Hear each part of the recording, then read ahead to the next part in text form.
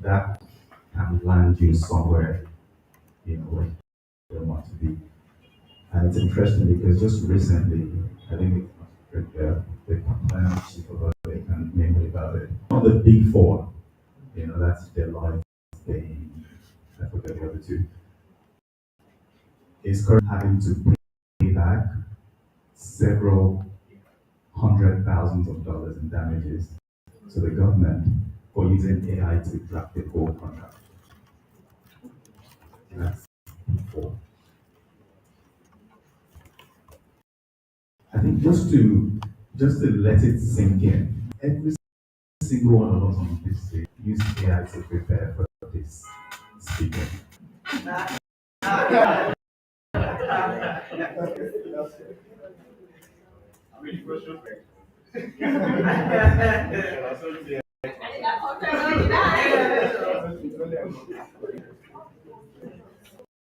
So the question becomes, why should you sit here for the next 30 minutes to listen to Sonny, to listen to LA and Mark and myself talk?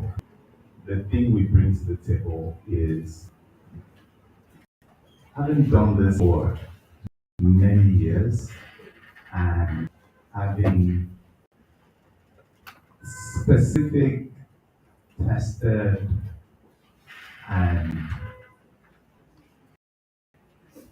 cultural knowledge that AI cannot have.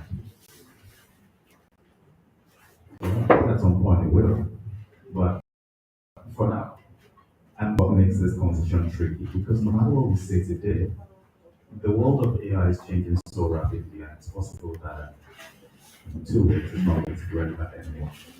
I think it's the question that we have, which is really important. Algorithms can be tweaked by AI. You watch a lot of videos these days that they call them AI slop. They look almost real. So, I'm not going to say as a marketer, as a communicator, and all communicators, whether you think about it or not, you cannot communicate. Whether your idea of thought leadership is to post every day on LinkedIn, or your idea of thought leadership is to write a book, or your idea of thought leadership is to be quiet and only speak when you're speaking to. You are communicating, you're presenting a brand. So, in the situation where we found ourselves, what should you do? I think the thing that remains important, and I'm wrapping it up now, is purpose at the back of your mind. What do you want to achieve? Very clearly, if we go back to that big four company, I forget what the country was. It Australia, what they were trying to do.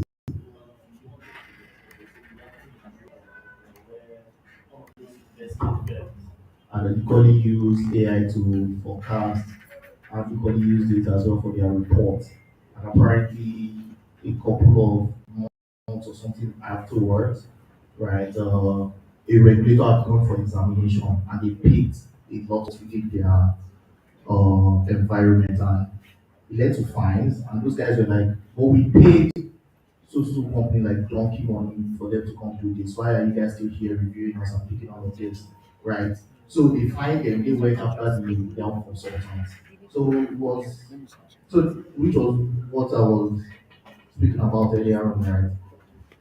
AI has a lot of knowledge to give you, right? So there's something around having access to knowledge, equally having a high skill of application of that knowledge, right? Which is where that critical thinking and your ability to tailor it make bespoke to solve the problem that you're solving at that point in time.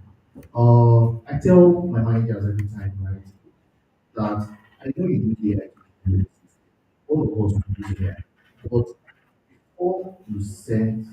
before you send this kind of stuff to me, I have an expectation of you to actually take a look at it. Don't assume that everything is fine because you are now pointing out, okay, make this make sense to me.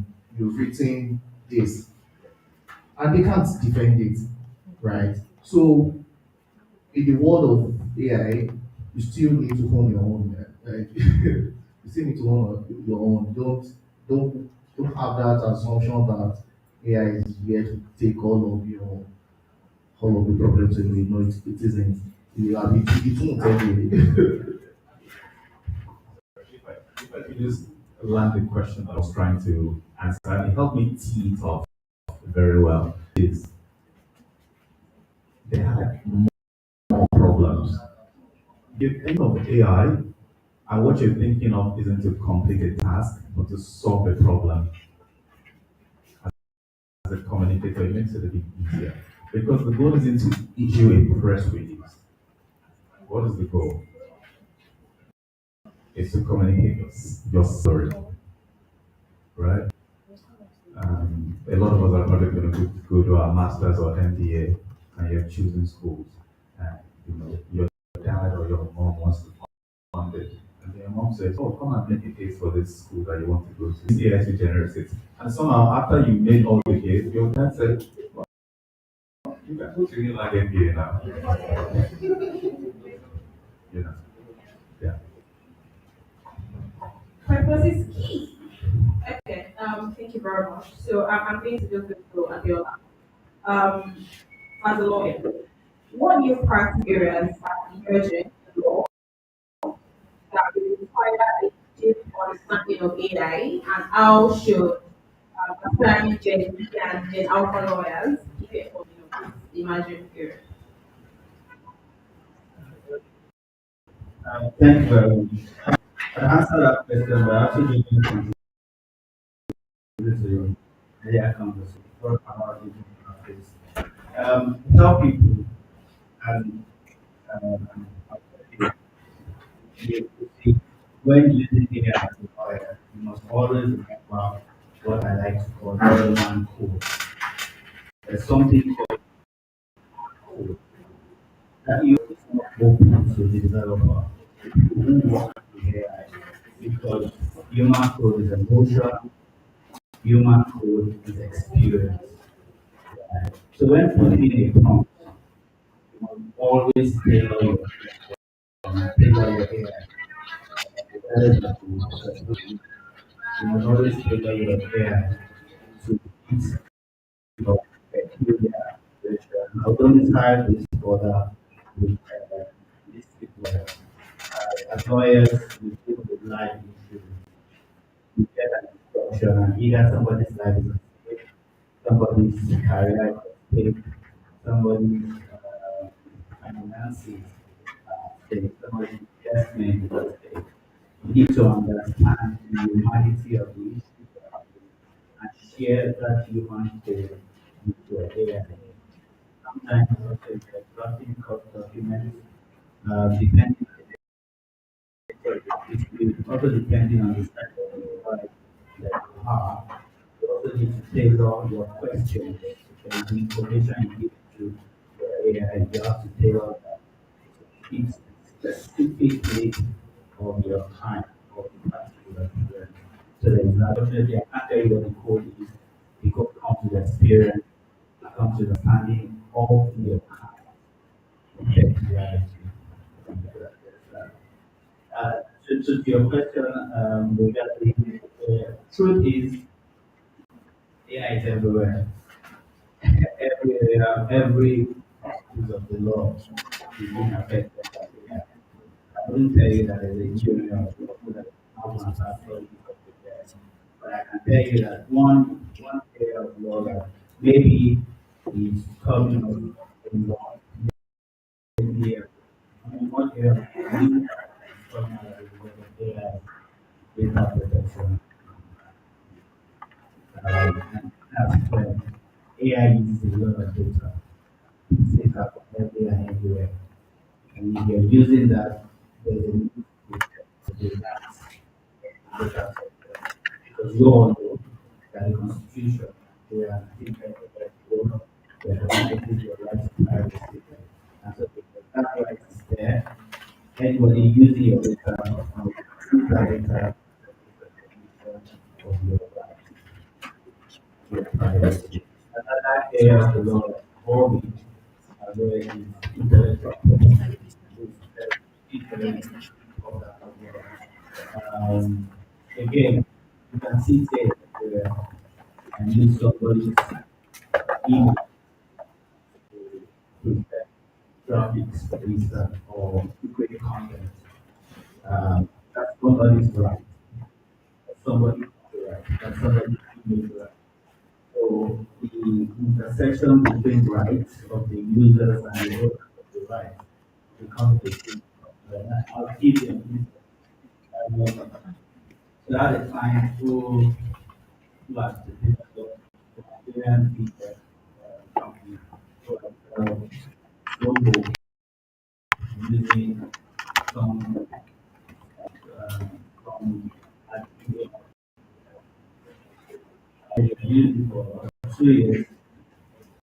I got a mail from somebody in California asking to take that logo because they had used his copyright logo. And then it came to us, I used this, I've used it for 2 years. Where did you get it from?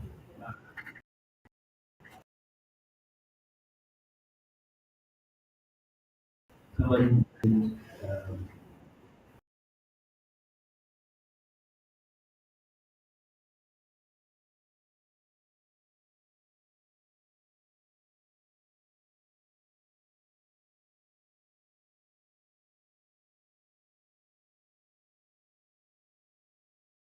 with AI and you like this and you're really interested. Those are habits you don't want to consider. Thank you. So much, Abiola. So we have a repeat here, Repeat Obaji. So applicants asked us to do like a very short introduction of herself. She wasn't here with the introductions. Please listen to you. All right, good afternoon, everyone. Sincerely apologize for coming in late. Just due to unforeseen circumstance. Yeah, my name is Mary Queen Obaji, and I'm the business operations leader. Does anyone know it? All right, so okay, so the feeling is good that we have our friends and our family members here. All right, so I'm glad to be here. Thank you for Um, I'm just gonna say with you because I asked, looking across your field, what is the single most critical cross-functional skill that you think Gen Z and Gen Alpha have to thrive in the world where AI is everywhere? having me. I think computer literacy will go a long way. I think an average Nigerian now, an average Gen Z now, has that basic skill. Right? And in terms of using AI, your creativity will also just stopping anything and without AI or any form of digital platform. The way you do it also goes.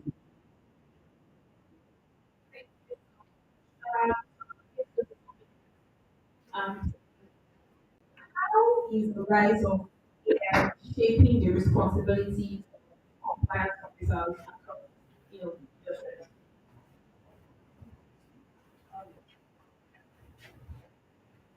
Thank you. So you said industries, not just limited to finance, because that's the one I'm comfortable with. So AI, to be honest, AI has come to help everyone. We did it myself, guys. Okay. Also, in cross-border payment side, right, there's something called RFI. So RFI is called, it's basically request for information. Compliance tends of payment partners always send out when they want further clarification on the customer. Right? So you are in Nigeria, right? You are in Nigeria. You all your life, the thought process has been Nigeria. Yeah. And there's this easy approach. You just want to, why are you asking me this? Do you think job? Yeah. You understand that kind of stuff. So AI in a way can be used right and tailored to in a way that when you are replying, inputting the appropriate prompt and say, make this statement acceptable to compliance officers of my payment partner. and amplify the value to them. Is you just see another way, like a response that once they get your email like this, they are approving your transaction, right? So, in essence, what I'm saying is ability to use it appropriately, right? To review it, to be sure that what you are getting back is something that can be acceptable by the other guys in the other side, something that you cannot do away with. Another way that it helps us is during license applications. All my life, my training has been Nigeria, right? But I've been involved in license applications and body approval in countries like the US, UK, Canada, Kenya, South Africa, Ghana. I just mentioned a couple of them, right? But I'm legit never really cool with that. I didn't even have to go read up read something that POG, that's Bank of Ghana, that's like the regulator that publish or something, right? But with AI, we're able to make all of those applications and nobody obtain our license approval. So in essence, what I'm saying is AI should be seen as an individual. That's what all of us we use it for right now. We use it to improve for the amplify what we do as professionals. So I'm giving you instances around like application and quality ability to apply RFI and everything. I don't know. Everything so far, I don't think that everyone gets to pick out whatever EX you use, Gemini, ChatGPT, whatever. Alpha, can you help my life? How do I get better at what I do and just to be ahead? Just ask me. I think it will give it. It will give you something to learn. So Mark, you're a business owner, right? So with AI as a co-pilot, it's a traditional 9 to 5 work week becoming obsolete. And how should business adapt at working models and retain a generation that expects flexibility and want to like balance? I think we have Gen Z, so like proper work-life balance. We want Thank you. So I have I was working on 9 to 5. Uh, that's called work-life balance. In your mind, you see, even that thing called don't believe it, right? It doesn't exist. But the reality is that Gen Zs, they are different. Gen Zs will not will be on the current job that he or she doesn't like. He doesn't have another one, but he or she will resign.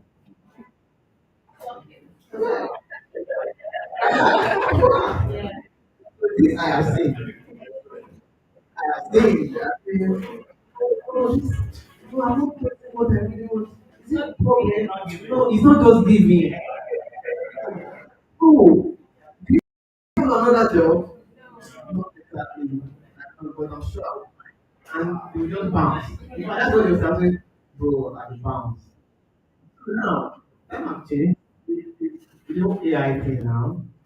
I think business owners, employers should understand behavioral patterns and draw up new as per HR or human resources management. So I've seen big banks, commercial banks now that unwilling to remote working into their policies. Unwillingly. In fact, I know a commercial bank about 2 or 3, they were looking for some, and guys will come and say, okay, I'm interested. After the whole review and interview, you say, I'm sorry, I can't come to the office right now again. Ah. So when they notice that they interview some great guys, great CVs, amazing stuff, how soon they know the job, how do they do again? So that's not the point whereby with the whole of AI thing now, people can now do their job faster. And for me, Finish job and finish it in some distance. Let's say just about 60 hours. Finish it in 30 minutes. Pro enjoy. So then I'm also a big fan of because the opportunity we didn't have when we were working, you could not do any other thing. Like the only like I was looking at the advertising then and then the only thing that in my head was advertising. I leave work, home very early, go to work. I won't come out home until 11. Next day, I'm out to work because the things on my desk I want to finish before the next Sunday. You can't try that now. So I feel like we should cut Gen Z the slack because of different parts. And also we should understand that with the fact that we cannot do AI, I mean AI can help us do our job faster. So allow people to let them have a life. We didn't have a life when we were trying to do stuff. So I do not think anybody should experience that. So that's my thought. Shout out to Teju. Shout out to Cora because yeah, what that is a great thing. Real quick, I'm gonna ask this question. So if an AI tool automates 70% of the tasks, like data entry, perform, personally, we define key performance indicators for the employees to measure their augmented value rather than their legacy output because I mean, AI is considered of the work. So how can they define KPI around that to measure value and output? All right, thank you, Miriam. I think I'll still what you just said. I personally am not interested in the process that it took you to do the job. What is most important is, was the job done? Was it done well? Right. So if that is it, then I'm okay. So the key performance indicator will not be the process of how the job was done, but what was the result, the output. Yeah. Thank you so much. Finger, how is the rapid adoption of AI impacting every job opportunities and required skill set for your professional? Uh, I was mentioning earlier, my answer to this question is very short, but there was something that Mark said, and that I think companies should accommodate agencies in our firms. Completely agree with it. But the worst thing that we as Gen Zs can do,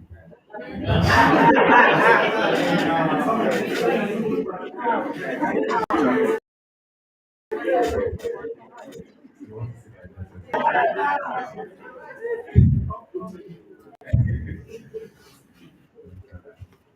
the worst thing that Gen Zs can do is to use the innovation for purely existential stuff. The one I say existential, which is our reason for being. There's a time to work, and there is a time to do the harvest of that work.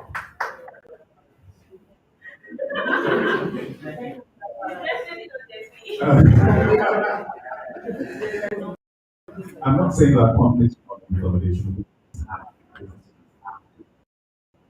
but Gen Zs have to put a structure. I need to say our, because look, it applies across the board. We have to put a structure on our life because the investment that we make now,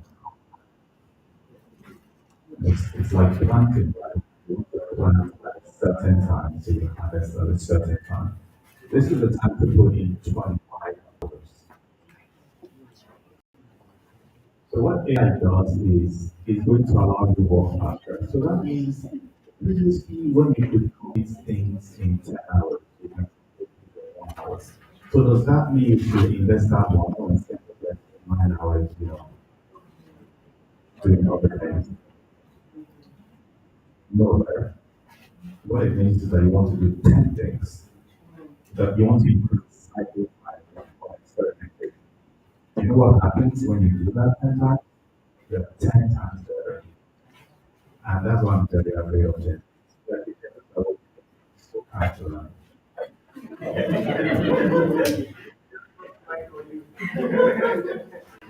That's one reason. The other reason is because when they get good, they get insanely good.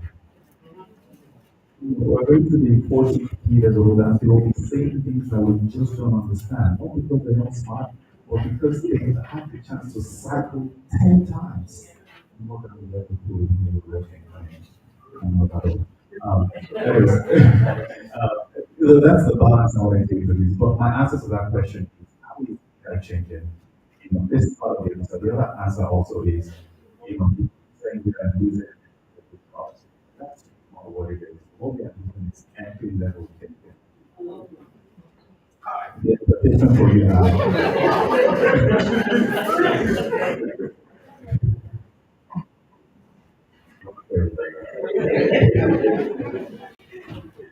The expectation is just higher. And for you to really stand out, you just have to be 10 times better.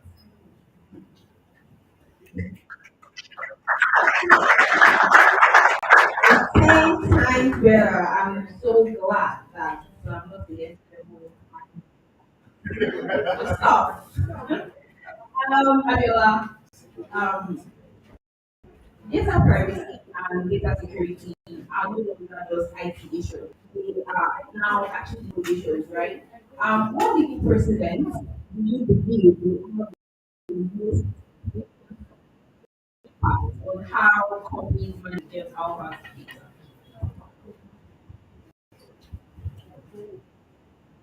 Okay.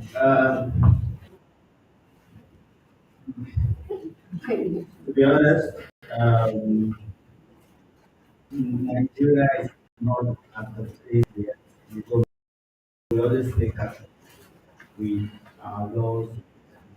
But like I said, I mentioned data compliance. So one of the that, that has really related with NDCA, DK, and stuff like that. Basically,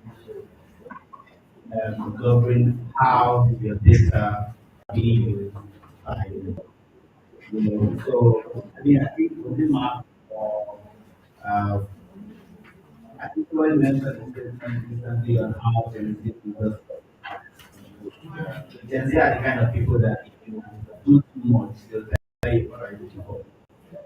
Right. So that law has come into and yes, they all always cycles and the institution costs a lot of appeals, a high cost, a lot of decisions on maintaining the privacy of people, your life, your personality, your phone, that uh, so some companies are trying to want to install their system on your phone. And yeah, I remember. So I think earlier this year, like in my office, there, there was a technology that is used where people so it's a big work on the phone, and they ask you to bring your phone. And many people, mostly the younger, they say, look, we can't bring my phone. We want to protect my phone. Okay. So this has to look for ways and means to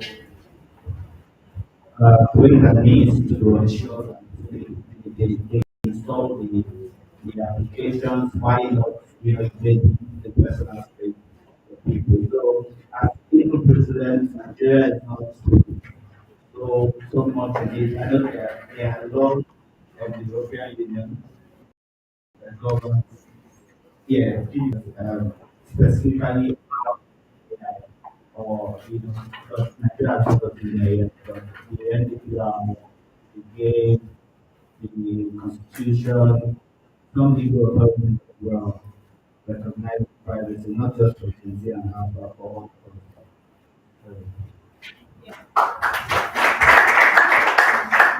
So this is my final question to everyone. And that's how we submit. If you were to create a new job title captures the essence of working with AI in your field, and why?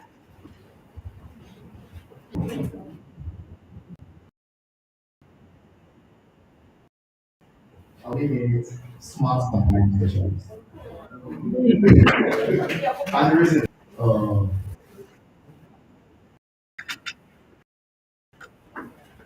before I hire you, I must have identified a couple of problems that I'm trying to solve. And I say it every time. So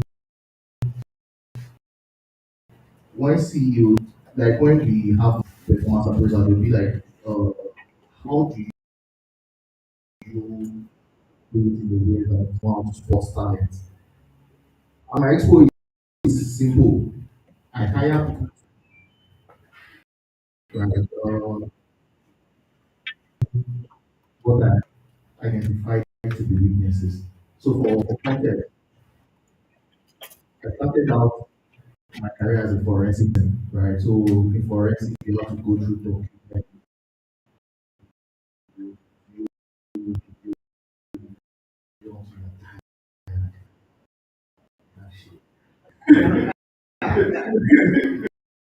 Like, like, the way I can test that thing, you think we have a or someone, right? So translated into the way everybody hates transaction.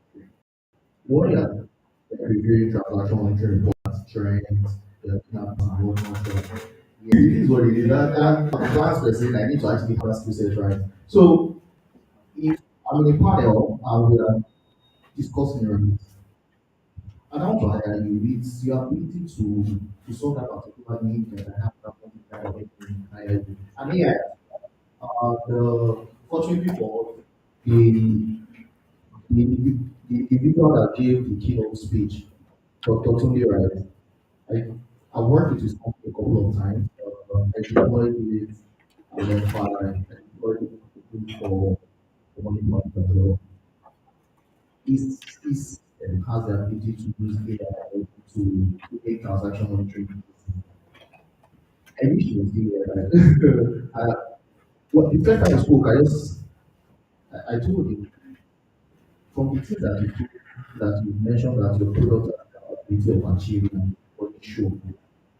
At some point in our function, I just said, uh, people on here, and he was already. Like I will do everything within my power to ensure that they ensure that actually like get this contract, right? So AI has come to make our money, right? And whether I'm hiring an individual or I'm trying to or choose a tool for say KYP, KYC, whatever, risk management, I look out for those things. Are you going to solve my problem? Are you going to make me to be able to see well, right? I'm happy, I'm happy. So if you are not going to allow me to do all those things I know, trust me, you can never work well.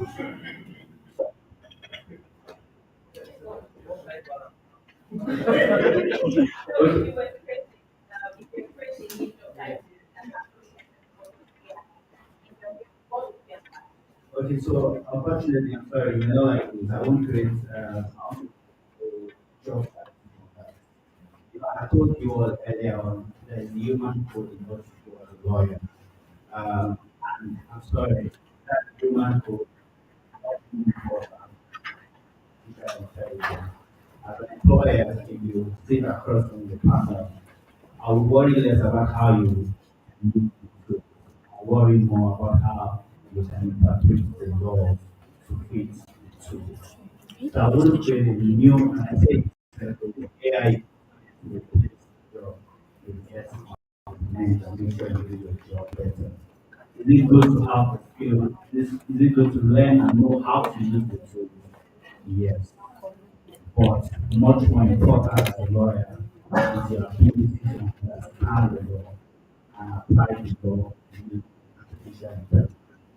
I'll give you an example. Recently, got an email from locally in the US requesting understanding of copyright. Apparently, there has been a copyright infringement on Nigerian songs by American artists. On the call, the gentleman across the other side was saying, he looked up the law and he was saying a lot of things that were wrong. That he used to get like this is an American qualified lawyer. He was saying a lot of things that were wrong. As a matter of fact, he was black. He proved he was saying wrong.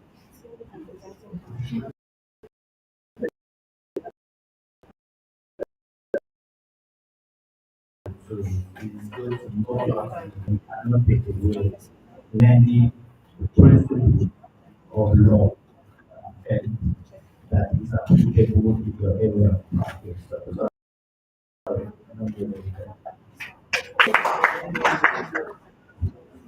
Hey, thank you so much. I think for me, it is the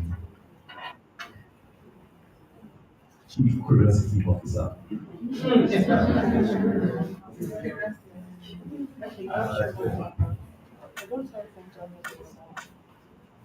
Things. Who here has heard of work swap? Work swap. So that's the word. Swap. SWAP. Ah, yes. Now you have AI swap content on social media, like you generate AI, and then your mom sends that to you. She thinks it's true. Yeah. So what swap is the productivity equivalent of that? So maybe your manager will use AI to generate a deal and send that to you and say you follow properly. And you, the gentleman here, said earlier, you can use AI to generate the and send it back to him. Or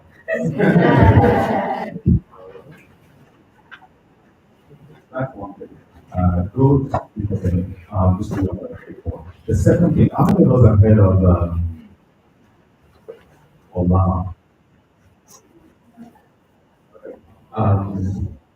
Go back, sorry. Just check that. I said those two things to bring the opposing side of the AI debate. On the one side, there are people who say AI is stupid, don't use it to come up with good idea that I'm going to reveal. In a lot of big corporates, it's a big thing now. If they see AI in a word, they start again, ready to go start again. That's not the way to go about it. The other end is there is a lot that is happening in this book, and we don't understand the global effect now. And that's where the idea of the chief curiosity officer comes in. Can we be so curious about AI to be able to think about it from a principle standpoint, which is very important. So, and in what ways can we make a cocktail of AI tools to solve that solution? And the only way to be able to think in that way is to know as much about it as possible. So Olama, for instance, is a tool that you need to create air gap, to run air gap live wells on your computer. For people who work in legal, that is something that is very important because you don't want your confidential data to be into the control. And you become aware of something like that. And it is do it. If you are the same side, able to do it, say, let's let's see, let's think first principles about this. And what's going to happen at an organization level is you're going to know so much that you can outpace everybody else. But for individuals here, what is going to be you is that now instead of being 10x better, because you know so much about AI, and you're also grounding that in not wanting to create a work swap. You actually want to work towards a purpose, and it's a problem. It gives you a solid balance. You know a lot, but you know when not to use it. And most importantly, you know enough and just know when not to use it.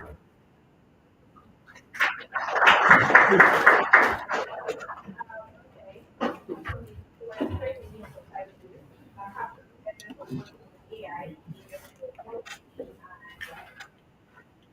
you. So the number one thing which captured my the other panel is that you can't take away cultural nuances from how it is or else you're involved. And that in itself has to do with you having a lot of knowledge. So, and I also think, you see, for AI to get to where it is right now, leverage us as humans. Now, for AI to get to where it will be in the future, it will still. So that interaction is very, very important for AI at every point in time. Now, to your question,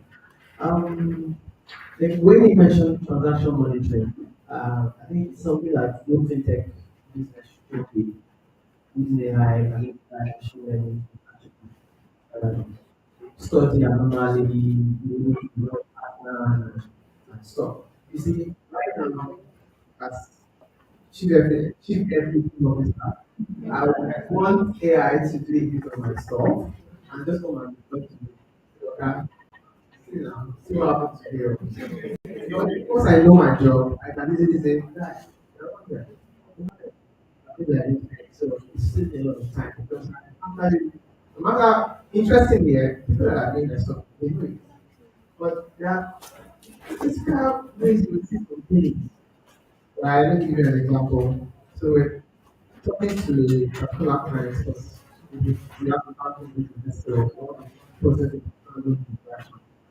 And policy says that you can only use your wife as a guarantor. I'm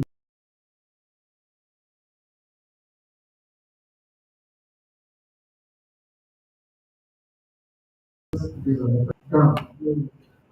I'm going to address it. I say, cool. It's down the floor now. I mean, this is a collateral. Collateral, my money is here. You know, AI, I love them. So if I can have where they go, anything like I would do, then come to the court. This is what I'm about to do before taking the mindset. Yeah. So maybe check everything else. Essentially, you want to body double. Right. All right. I would say maybe the prompt engineer, maybe an AI specialist prompt engineer, because basically from what everyone has said, knowing how to use it correctly is what's most important, right? And of course, you come in as an AI and prompt engineer to maybe, of course, help us solve basic problems with AI and also train other staffs to be able to use it well. Thank you. So much. How about you? Yeah, I was really enjoying myself. I don't know if there's anyone who got there has a question that they want to solve. Just in case my so, okay, we have one over there and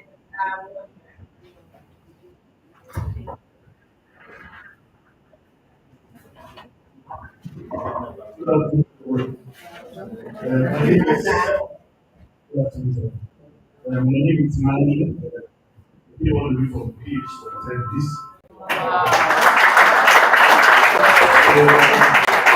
I'm the co-founder of Fairlight Technologies. I'm the founder as an architect. And I had to go all the way to a hotel first, and I found out the thing was not happening. So I came here. So I have lots of questions to ask. I have things to contribute, and then I have disagreements goals that I also have. You know, to our advertising and pricing gentleman, he was saying about allowing Gen Z, you know, to just live their life and Mark. And Mark actually countered it, which was a very good thing. She also supported him, and I think it's wrong. From my experience, right, I've had Gen Z's work with me. And trying to allow them run my business, to allow them run my business the way I thought was the right thing, to just allow them to be, and hello, just to allow the Gen Zs run my business the way I thought was the right thing, allowing them be, they kept on doing it. There's no way you want to achieve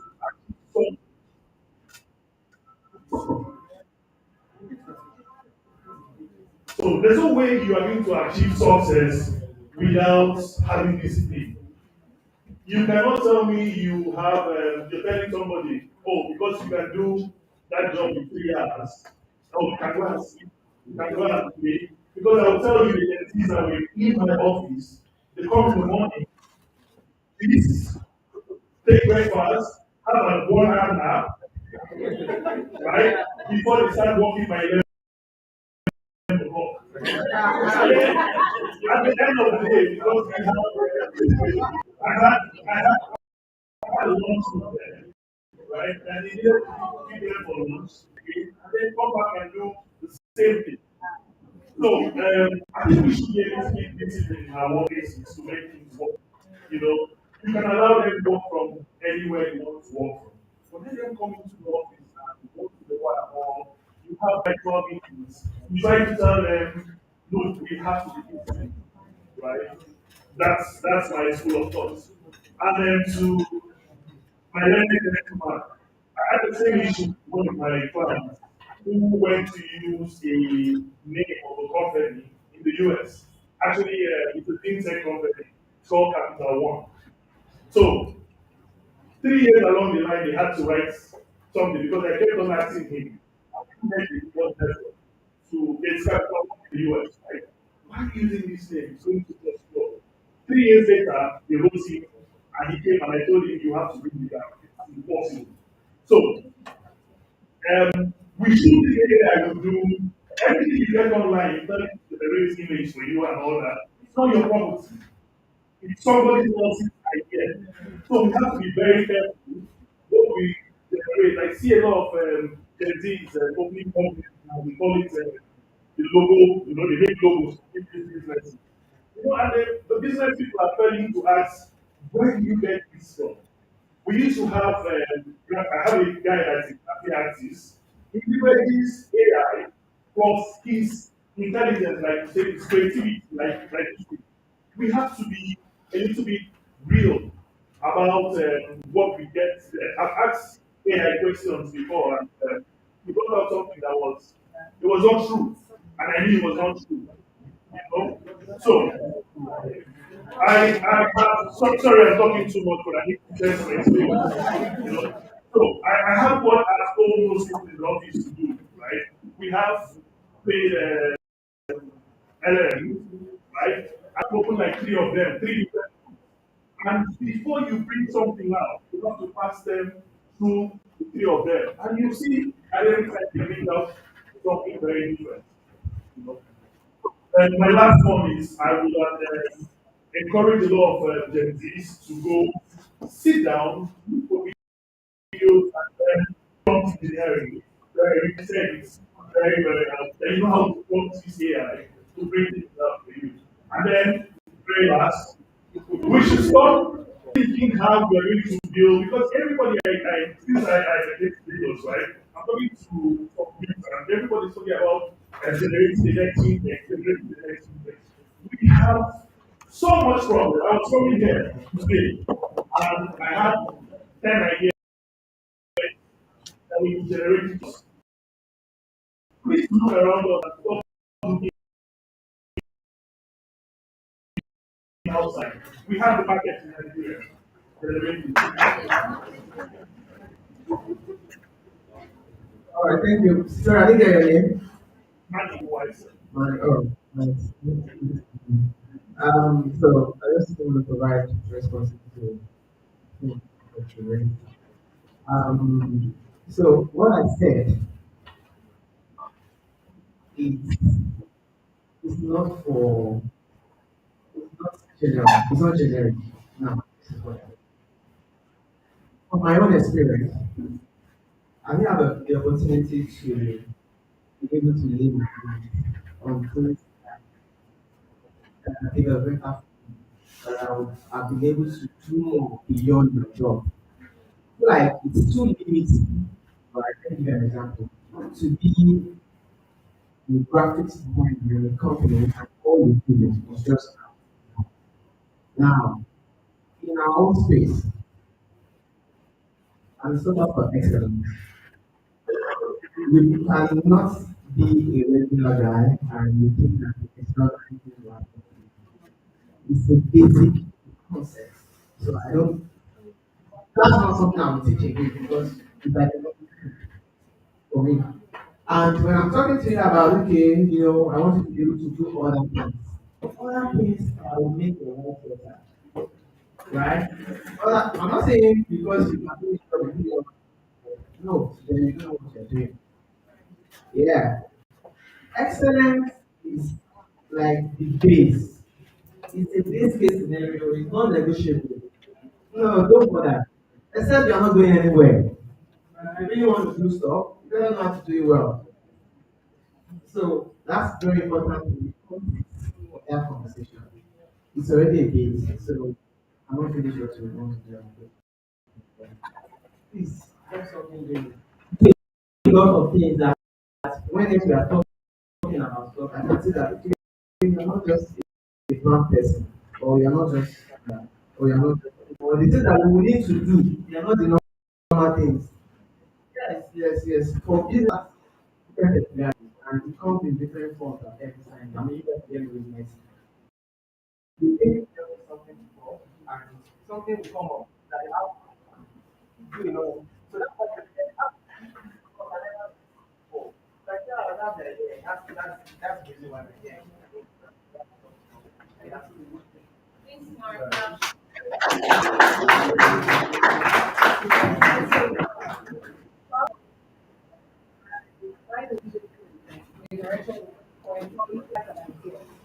I think having a company and this stuff doesn't really mean that you will set standard. Of course, we have organizations, organizations. The fact that you are allowing them to express their creativity doesn't mean that some right things won't be done. I'm sure they have people they report to. You can come to an office and take a nap in the morning. No. You should have stayed back at home for policy. Right? So standards should be set in place. However, allow them to express their creativity. Gen Z is meant to enhance our work, make our life better. Sorry, AI is meant to enhance our work, make our life better. If these guys can do it and do it well, they can use it and do it well, and get your job well done. Why not? So it's not that you are giving them the space to express their creativity and allowing them to just do it now. No. Set standards. This is how things are done here. And I think was Jola, give that, when you mentioned not 10 hours manually to solve a problem. But with the use of AI, you can do that in 1 hour. What it means basically is you should be able to do 10 things in 10 hours. So you're 10 times better than you should be with what you do. Thank you. Okay, I mean, I'll just say this. It's still a major very important, right? You cannot, if you want to get the best, you cannot do the right personality. If you want to get some kind of thing, many people have said that there be basic standards.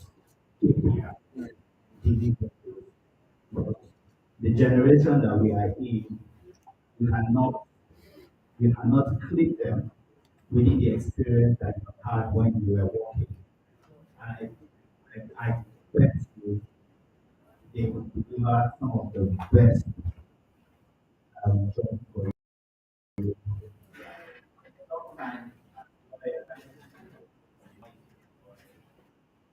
kind of lawyers when you when you think of that, their perspective that you bring to the table, right? That you have to appreciate and incorporate to your strategy, your case strategy. And so you can't put it away, but you have to understand the particularity. And as no, Mark said earlier on, um, Gen Z's alpha are people who want to do more. They want to know, they want to be a boss, they want to be a graduate, they want to be. And you would have to get the best of the best. The people want to do it at the same time, and you have to give them the time to do it. So it is better like it or not, where you have to, for instance, for the lawyers, if you check the big firms, I don't ask you to come in every see your face every day, but you walk well and you do it every day. So you have to. I just wanted to mention that point that you cannot come at you. You have to be prepared. On the point of the narrator, yeah, I mean, I agree. Becoming a thing, and I said it earlier on. Copyright, intellectual property is becoming because AI is picking data everywhere, and people are using it. And so that's the thing. My advice to you, graphic designers, content creators, try to always look at your eye before you use any. Before you start not right so that don't make the content that give you 100 million for you to do 200 million. So that's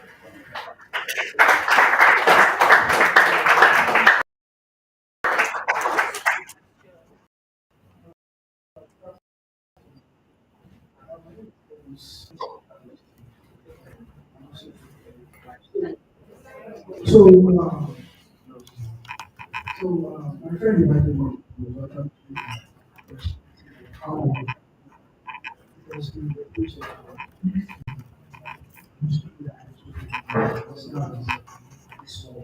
so most of the so I actually had a couple of questions. So my question is very simple. Let's go outside the aspect of AI actually easier for us. Look at how AI actually benefits us. I'm going to give you an ideology of how things work. So in my field, there's something called proof of work. So there's a threshold to which, let's say, a protocol is trained on AI. There's a threshold that it has to have for it to like consider the data quality from users. So is there, I'm just trying to know if it's something that will be possible.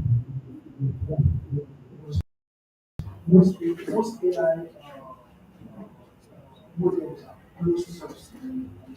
So I'm trying to like know if it's able to just be the best for users to be able to like figuring out their data to AI information. Getting back the same site. So that was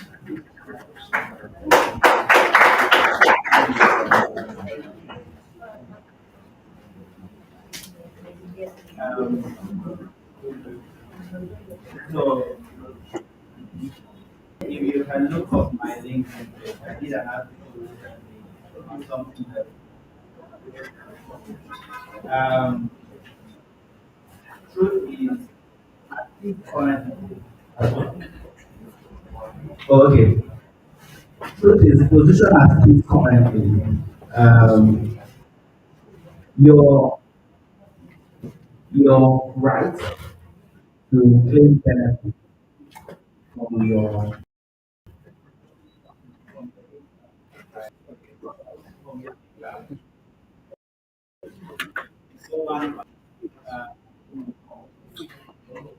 copyright law, right? Copyright that guides your rights over this thing. I'd like to believe uh, your maybe or even your image is there. And the the court, the court prior to now had held the position that the copyright, in for instance, let's take a picture. Let's say you took a picture and you want to put it right. The court prior to now has taken position that the copyright in that picture resides in the person that took the picture, not necessarily the subject of the image. But there's been a recent decision, and that's what I want you to check. Look on LinkedIn or check Templa's website. That article is there as to the position of the court. That the owner of the image rights to image. And so to directly answer your question, whether we get to the point where you can commercially provide your data to AI, I think we will get there, but unfortunately, we may get there late as a company. I think we will get there because the recent Supreme Court decision, unlike prior decisions, is beginning to recognize your right to your personal right to your data as it were, your images as it were, your production as it were. Um, so I believe we'll get there, but it may take a while, right? However, and this is $1 million, right? However, it would be smart. It would be smart when you're creative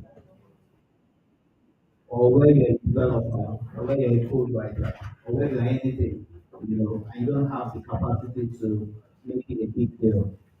It will be smart as a preliminary to get whatever you have, trademark, patented, because your rights to claim benefits will be dependent on so it may be expensive, but try as much as possible. You get there, but if you don't have the rights, you can't make it. Thank you very much.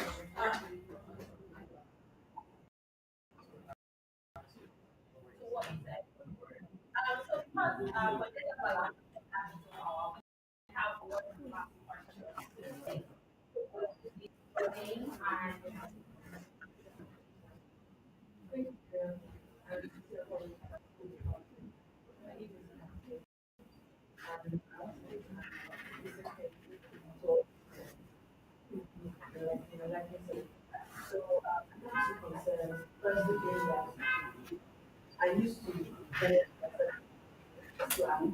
but because as a professional, I understand how AI makes things fast.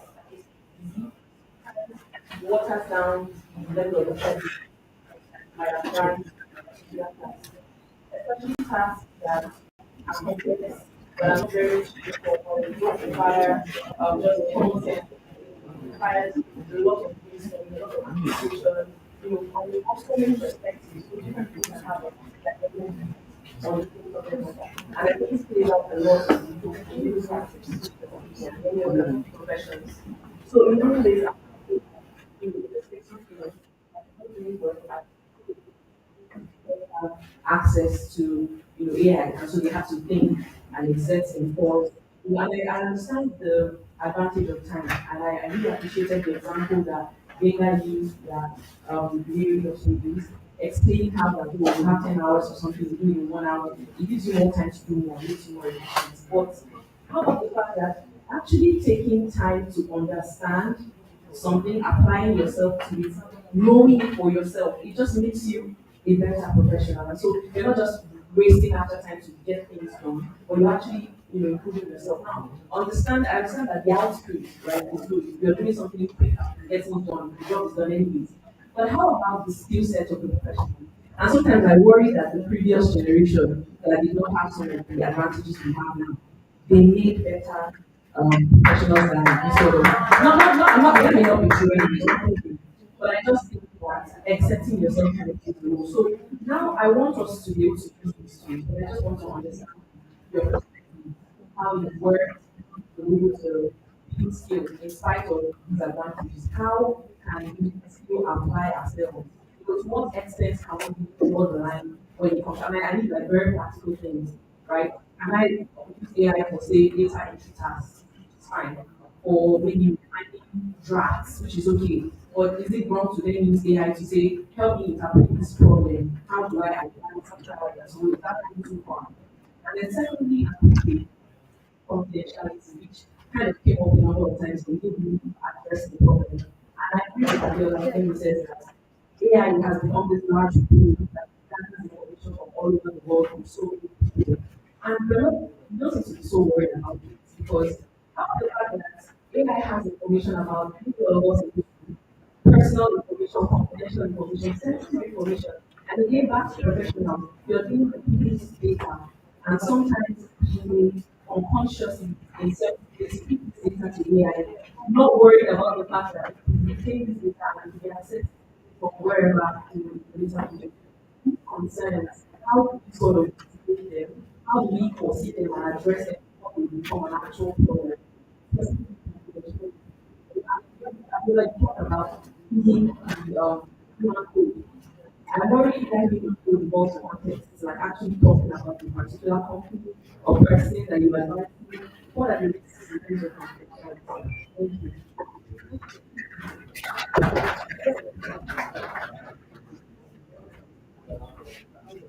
Okay.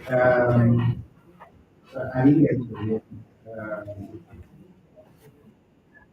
cancer. You can use it for what purpose. I'll start from the part. As a lawyer, right, if you are not confidential, then you're not a lawyer in justice, right? So that's very basic. When you use AI, the way I use it, I try to, I cloud my information. I keep the names of my clients. For instance, if the law wants me to, if the law, for instance, or has an investment dispute and has come to me, I wouldn't use the law right? I would use something else. Say, I wouldn't give the details of the investment. I wouldn't keep the actual amount. I wouldn't give the bank involved, the financial agency involved. I think all of it, but I will make sure that AI, the AI I'm using understand the principle I'm coming to this, right? That's the strategy. So you cannot, as a lawyer, you should not give to AI the details of your client. You cannot even give that to your partner, your wife. You should not give it. So if you can't give it to your wife, you definitely will not get credit to it to AI. So I think that's sensitive. So giving the principle, understand the explanation on, give the principle to AI and ask for feedback without necessarily giving information and details of your account. And also the human truth part that I mentioned. First of all, I don't agree with you that earlier professionals are better. I think we are better. I think we are better. I think we are more informed. I think we are better refined. I think we are able to understand scenarios especially as it relates to this period better than days. Um, However, human code is a code, like I said, from experience, right? A code from emotions. For instance, if you are handling a transaction that has to do with payment transaction, if you are handling a payment transaction, um, the way and manner you give the instruction to your AI will be different than, say, if you are handling an investment transaction. If you are handling a divorce proceeding, the tone, the way and manner you give instruction to AI or you explain your situation to AI will be different from if you are handling the copyright claim, right? The point is human code is a factor of experience. And like I said, I'm very personal if I was doing if I was doing a role for a separate role for AI in the business station, I said no. That's because you cannot take away your knowledge of the law and of the principles. So the using AI, you will be well grounded in the law and the relevant principles and relevant for your instruction.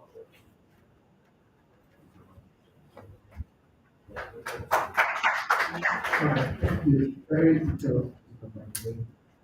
One thing that apart from this on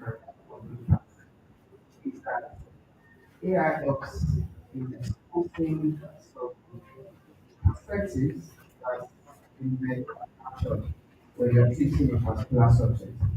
So there was one time I was working on this, so the way I work with AI is that I'll do my research, do the job first. Then on the other hand, I'll tell AI, I'm trying to do this, give an idea. Right? After that, I'll now I'll read through mine, I'll do some additions for the AI said that I have captured in mind. Then I'll now take the entire thing, just thing, right? Say, look at this, is it better to what you have? So most of the time I get, oh yes, cover that, like, okay. So I do that a lot. And it has given me a lot of results because sometimes yeah, it's good and it's the benefit for me is that something that I didn't know that it exists, or maybe it's not usually practiced in this part of the world. It brings it in and I'll learn about it and I'm like, okay, I'll infuse it.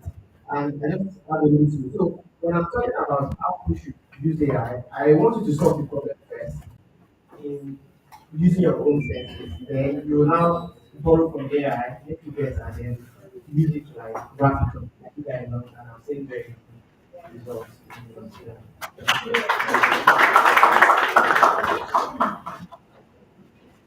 Okay. Um, this gentleman, they've done a good job of unpacking privacy concerns. I'll say one more thing about that then. We want to talk about how we use AI without using our organic coding system, which I think is it's a problem for me, a concern with the younger people that I work with as well.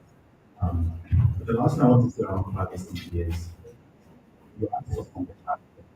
Something that I've been playing around with are air gap use.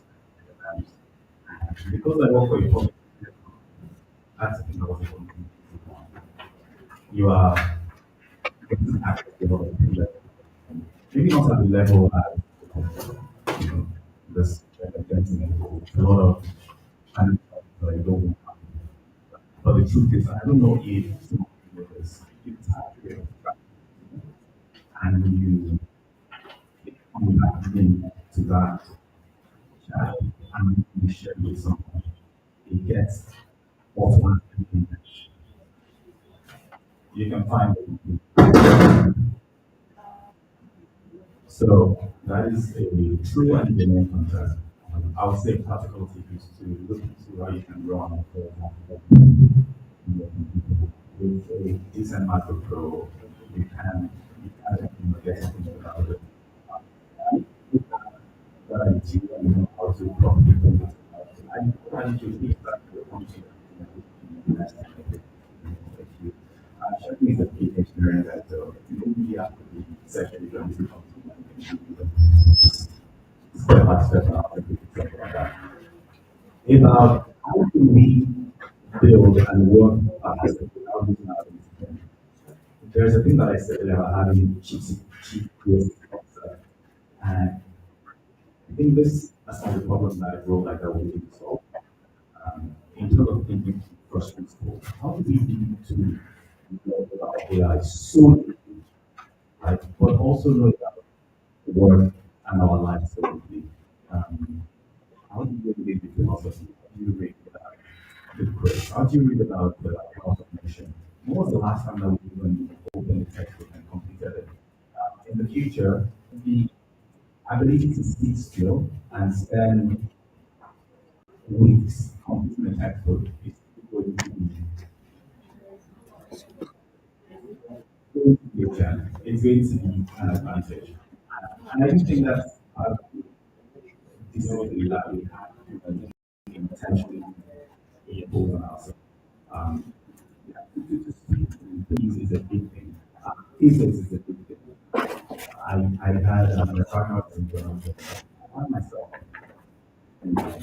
what is the boundary of the universe? What is true? What is string theory? What is the nature of truth? Am I going to be expert in it? No. Well, as a man, we are synthesizing. There's an information that exists. What is going to be how do we stand up? We take those two disparate information and create something out of it.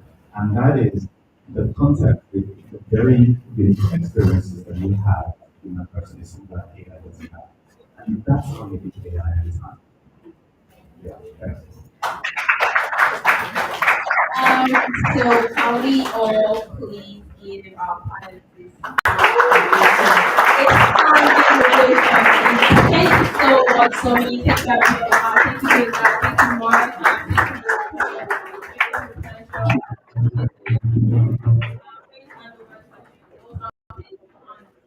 Thank you so much.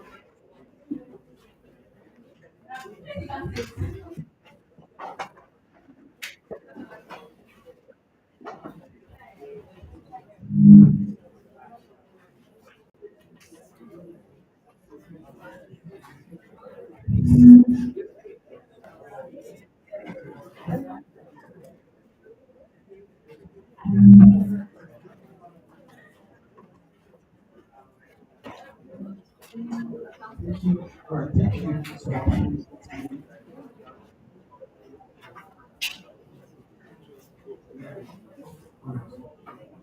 um, definitely, I would like to reiterate from the panel. I mean, it was sort of like a consensus that AI cannot, should not replace physical people. We can react to it. I'll give you a story. Just a story. I asked a junior colleague of mine, one day, I asked him to reach out to me, and he said to me, first thing I saw was the replace humans.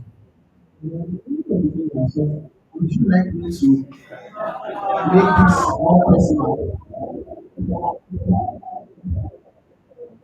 If that drives you, me actually know this physical things. Not replace you to be ensure that you use it to achieve your goals and not just to keep it. So thank you once again to our panelists. Thank you around the applause. Alright, before we proceed, just have a thing I wanted to do one small thing and I'll be inviting Tolako to do it together. Okay, so we're going to take pictures of the panelists in a few seconds. Before we leave, I hope you don't be so, when I was younger, again, very big day. You know, for those of us who grew up in Sapa University, we had our ways of educating ourselves. So, it was a game that my father really liked, and it was a game of airtime. So, what was the last time you saw your paper like that? some of our panelists who have not recharged their wire, this will have paid them. So, who is using who is using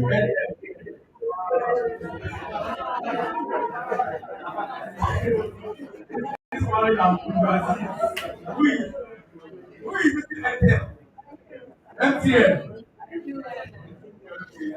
I can prove that. And what's you raising your hand? Now the start one now. Does anyone here see Zoom? Is does anyone here use Zoom? Yeah, let me know. Okay, so don't worry, I have a lot. So if you don't win now, you win it time. I just want to I'll call one, John will call one, and then we'll take care of that. And this is the opportunity to also win something. That's why I'm not trying for you. I'm calling MCA. I don't mind. Set, no. Okay, yeah, the code for MCA is star 177 star. I don't mind. Get set, go. 4561 8459. First of all, if you win my card and you do not raise your hand, then will see me for you. 45, oh, sorry, error. 4561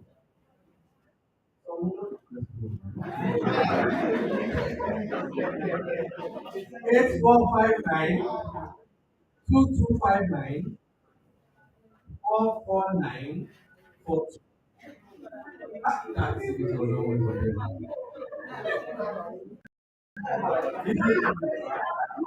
Wow! That's another way.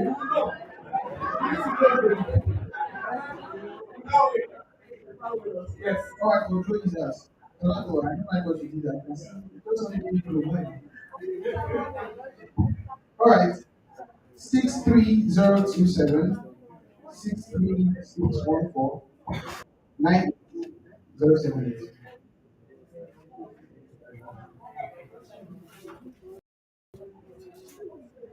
Anyway, yeah, we have a winner already. Tonako. The young lady seated to the next to the you see, you can't win this game. It's free of playing. We are trying to play. Okay, thank you very much, everybody. So, coming back now. No.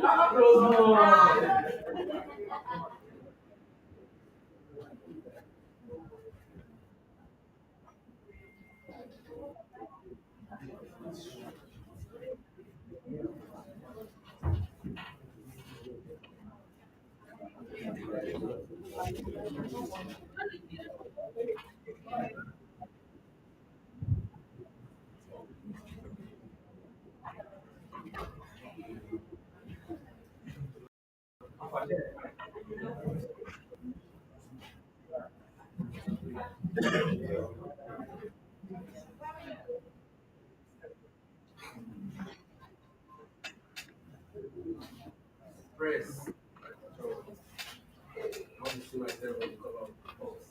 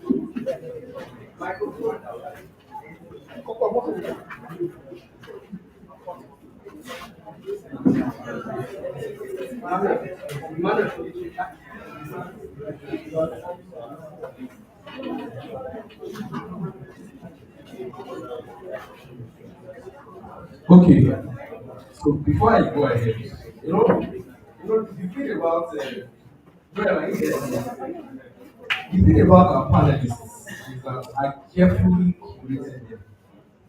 You people don't understand. The next set of panelists, actually the next session I'm about to go into now, the person when it comes, I'm not offering it, I'm not monitoring it, and I'll give you guys his profile. But before I go there, because time is fast, I want to rush. But I want to help the indigent students. So if you play this game, you are indigent students. Who is using Airtel? Wow, we were switch. How do you indigent now? By the way, somebody just said that whoever wins the game, because we have a session, a quick breakout where we just ask questions, wins 100,000. Sorry, you have participate. So you have to participate. I have to participate. So, all right, Airtel, 0336 858351 4739 0336 8351 4 and that's also 8351 4739 4209. Good. Good. Wow, interesting. Okay, good. Five 5511 7456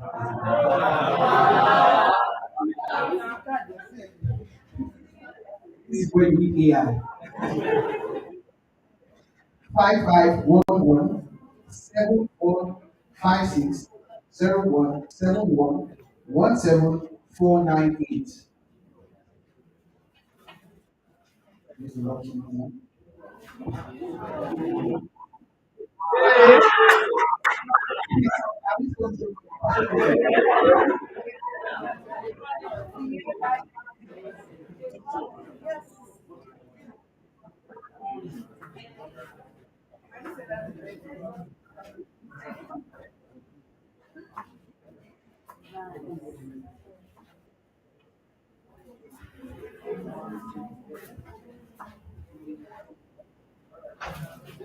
Congratulations to our lucky winners.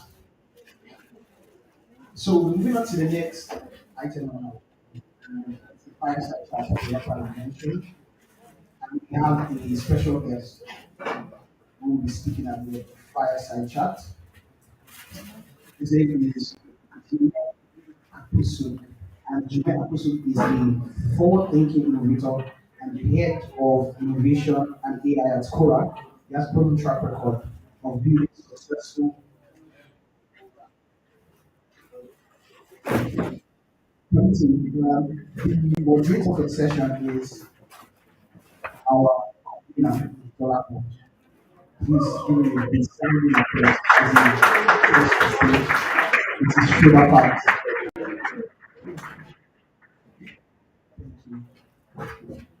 Right, so again, just to introduce our the fireside chat speaker. His name is Zule Akosu and is a forward-thinking innovator and the head of innovation and AI at Cora. He has a proven track record of building successful ventures in diverse sectors, including fintech, renewable energy, the talent ecosystem, and blockchain. Today, his mission is centered on fostering responsible AI development and equipping Africa's workforce and businesses with the skill and tools needed to compete and innovate in the age of AI. Please welcome in with a resounding applause.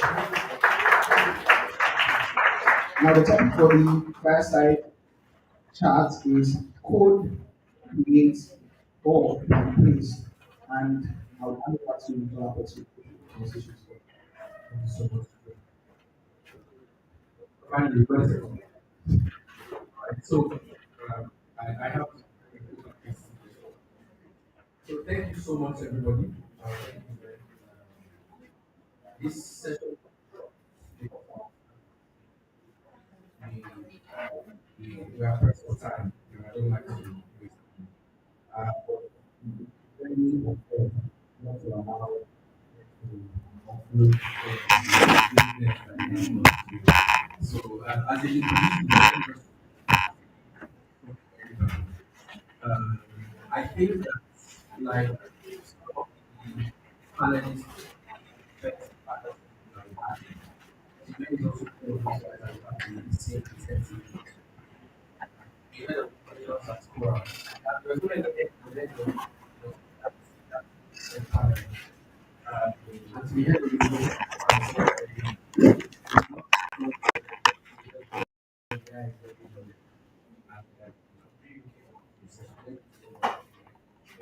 Alright, so code creates uh, like, so I'm privileged to know some things that I think that confidentiality will not stop. So I can disclose. So sometime Easter this year, um, the group that I'm on, um, a message popped in. Somebody had built an entire web application um, using AI, zero code.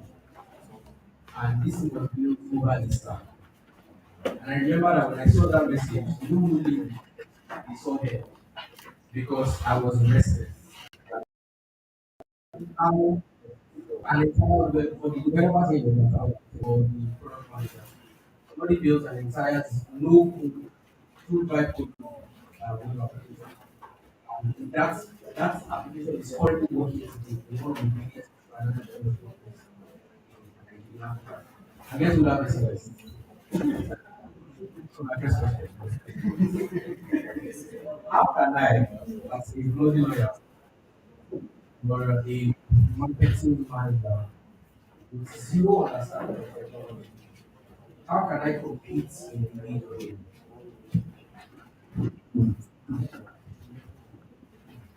So, why I came here, I was trying to see the most impactful thing I can see.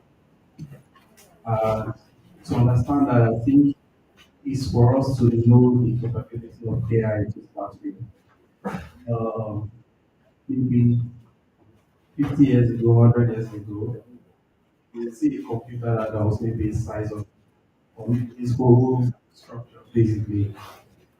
Now you have those things on your phone that can give you like some level of output at the level of maybe the main thing we talk of the supercomputers.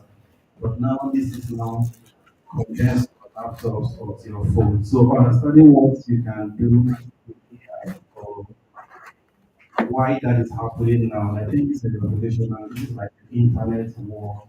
This is like the internet happening all over the we will never understand like the full governance of it. I believe like the Europeans will give us like governance to it. But I think now it's just to even understand what is possible with AI. So things that you could do, so just to also talk about another person that built a company. Imagine an AI researcher that has always been working on building models, just understanding what that even means for like the world, was able to build an insurance engine basically that would like maybe process claims. This is something that she could not do before because she was not a developer, but she knew the concepts of the whole idea to make that work. But she wasn't just a developer, but she has been working on models, she has done the research, the PhD and everything, but she could not just do it. But with white coding, what that gives is that you can take that whole industry or lifelong lesson, in whatever area, it could be in business, it could be in anything I just apply AI to that, there's a lot more in that basically. So I would say it's just not everybody will definitely be a good at, but then they have to create value and know that AI is that great enabler or enabler that can actually upskill you or take you, even do 100x, 1000x. I think that's just where we need to start thinking. Just thinking about what we can do, the solutions we can fix, and knowing that okay, you have like a co-pilot or CTO that can assist you in that process all along. Even when it just comes to like brainstorming, definitely AI doesn't do everything for you, but then you're thinking of an idea, you just need to just ask, yeah, okay, I'm thinking about when it gives you reply, based on that reply, you can actually get insights and if you're a deep thinker, you can explore better ways of doing it. So I would think like the other lady asked the question, what the AI is helping you do is just helping you to like think different form, giving you different possibilities. And you can take all that person and do it better. Yeah. So something that you said, AI, if you are, you said you are a deep thinker, I know that you are a deep thinker, and you know whatever. When I think about the idea that one thing that I have something regarding that, it seems like think in uh, people eventually have a vision for themselves. But for example, I was saying that I grew up in Nigeria, right? Proud Christian. But I understand that one of the problems that you face when you have certain background is that you may not have been exposed to the right knowledge accumulated right from an early time. Right? So my question is, and because AI has democratized it, so it seems like anybody expects you to know it because it's always there. Now, how do you balance that?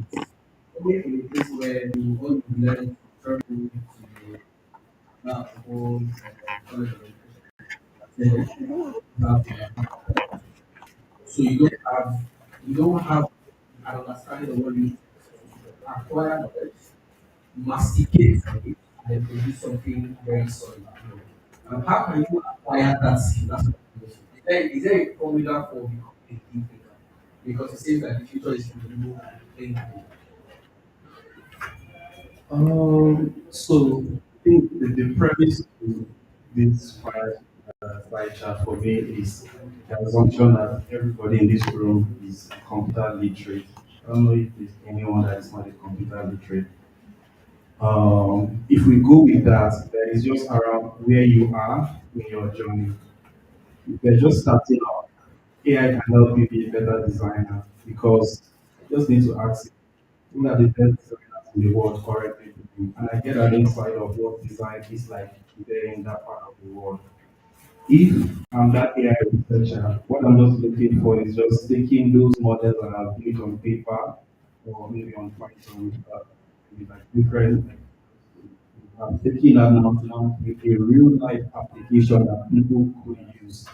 Right. So it's just also depending on like where are you in your journey, right? You just need to like first of all ask those questions. And the first thing, in my opinion, I think there is a concept I like to call concrete idea.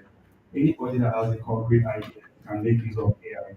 Concrete idea is just an idea that you thought about all your life, or an idea that you dedicated a good number of hours to like go through, think about it or something. So I believe even in this room, just to the time we've been here, somebody might have thought of one idea.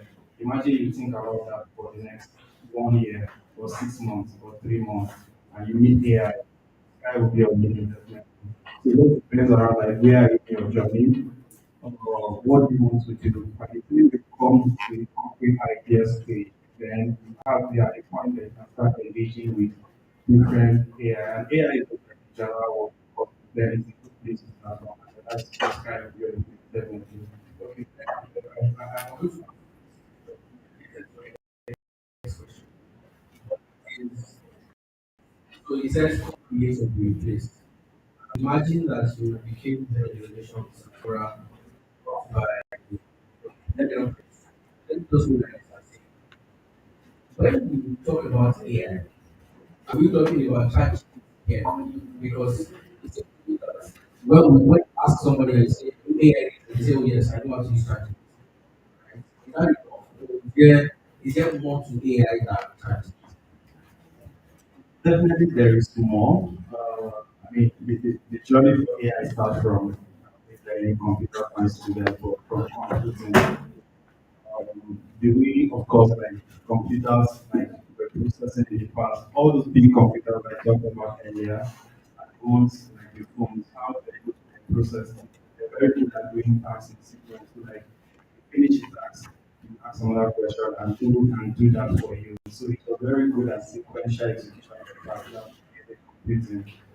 But with the work people cheap companies like NVIDIA are doing, for instance, what that does for you is that it takes computing to a different level where you are not processing things in sequence, but rather in parallel. So you can put cross like this to 20 things at and the AI because of the ways computing and actually so imagine all of us Um, sequence means like once you are done with something, right? So this fireside chat needs to be done before the panel can be there. Okay, parallel, we can have all sessions together. So I can be having this fire chat, I can be having a panel there. So AI comes from that. So what AI was able to do in computing and is that you are able to process things at the same time.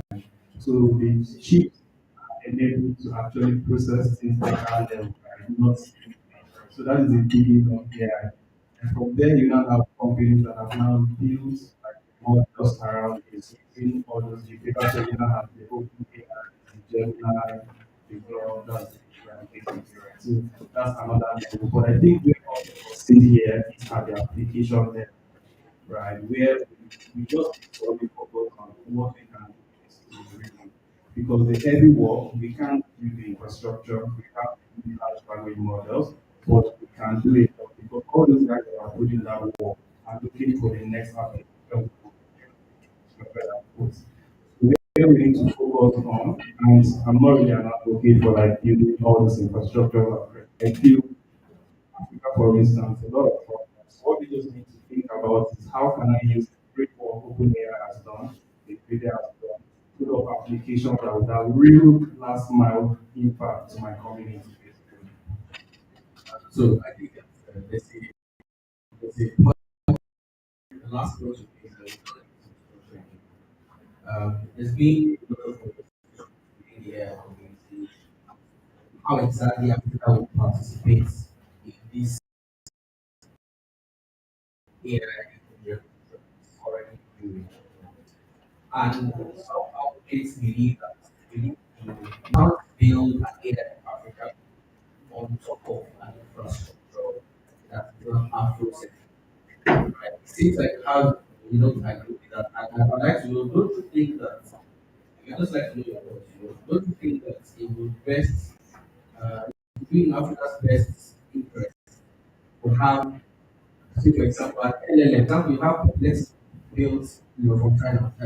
Sorry, not university, no, not university, goods from China, and choosing you and Europe using our AI is real innovation coming from them. Now, people are saying that, because I'm asking you now, right? People say Africa you could also focus on building an LLM and for example, it's multilingual in the African language, and not just English, and maybe it's built to oh, yes, sorry. Before you answer the question, please, so this very close should be to the bar. Should go to the bar, please. JJJ 25HG. Okay, thank you very much. And then EKY 76HG. EKY 76HG. All right, thank you very much. Okay, so I feel it's a thing of priority and it's our opinion, because I hear a lot of concerns around access ChatGPT, data safety, and everything. And some of the things I'm asking, I'm bringing them from Google Docs. And Google Docs is like Google, and they have this data. So does it really make sense that I can protect my GPT, but then the Google still has the information? And if I go a step further using Gemini, which is the same ecosystem, I don't really understand like why that is the case. But then I think for Africa, Africa has a problem, infrastructure problem to start with, right? So we don't have the energy to really build these data centers to start with. We would have to invest. So we can start the journey today, but it might have to come into fruition, let's say in 30, 50 years time, and maybe we'll not be ready to like, get the benefit. So I would say it is better for the people that have the infrastructure to focus on that. What we should focus on is deep understanding. I think the lawyer on the other side talked about somebody that did a work from US did not have local context of Nigerian law. Imagine the lawyer was doing that work with his model himself. He knows the law, and then he now leverages on these things to actually do a better job. So I think where we are in the rule set of is how we can use solutions that we are having, and then use this AI to now take it to the next level as against the big projects that take a lot of time. Yeah. And I think it's all about context. So build businesses, and that's why I always ask, even for young people, right? Nice to like actually try build businesses that have understanding. Because the Gen Z, of course, would actually understand things better than millennials and boomers, no matter how we try, right? And the future is there at the end of the day. So yeah. Taking the practical, right? And I think that let me delve a little bit into business. Even that they use strategy. Let me go back a little bit to business. And that's because we have some business community as well. And the question I assume in my mind, for example, is how do I also need a head of innovation? I think that was an interesting question last time. You know, like everything, one person creative curiosity, one person question at all. But in your opinion, do you think that it's high time companies started thinking about positions specifically tailored towards enhancing the yeah. I totally agree, but I think maybe a step further, I would say everybody in an organization needs to start becoming an. So a CEO, you don't really need head of you just need an innovative CEO. Some person, you don't really like it's just about like being being the innovator yourself, right? As against like saying, okay, you want to like it's totally fine to like have head of innovation when you're trying to create a culture, something afresh, and you're trying to drive that culture into the entire business processes. So you need an anchor point. You need somebody to give like an example that okay, this is where the business is going. We are trying to be innovative, basically. So I think in that sense, businesses could get a lot of value selling on like innovation. The most important part would be to like bring the awareness that everybody would need to be an innovator at some point, right? Coming here, what was the shortest way to like get to this point? You need to start innovating at that, like basically. So I think like for businesses as well, just getting the sense that okay, everybody in the organization, especially with AI, we need to like innovate because AI itself is also changing like a lot. What is capable with everything. And I think people hear about ChatGPT, but you'll be marveled with the number of updates or innovation that happen with some of these things, right?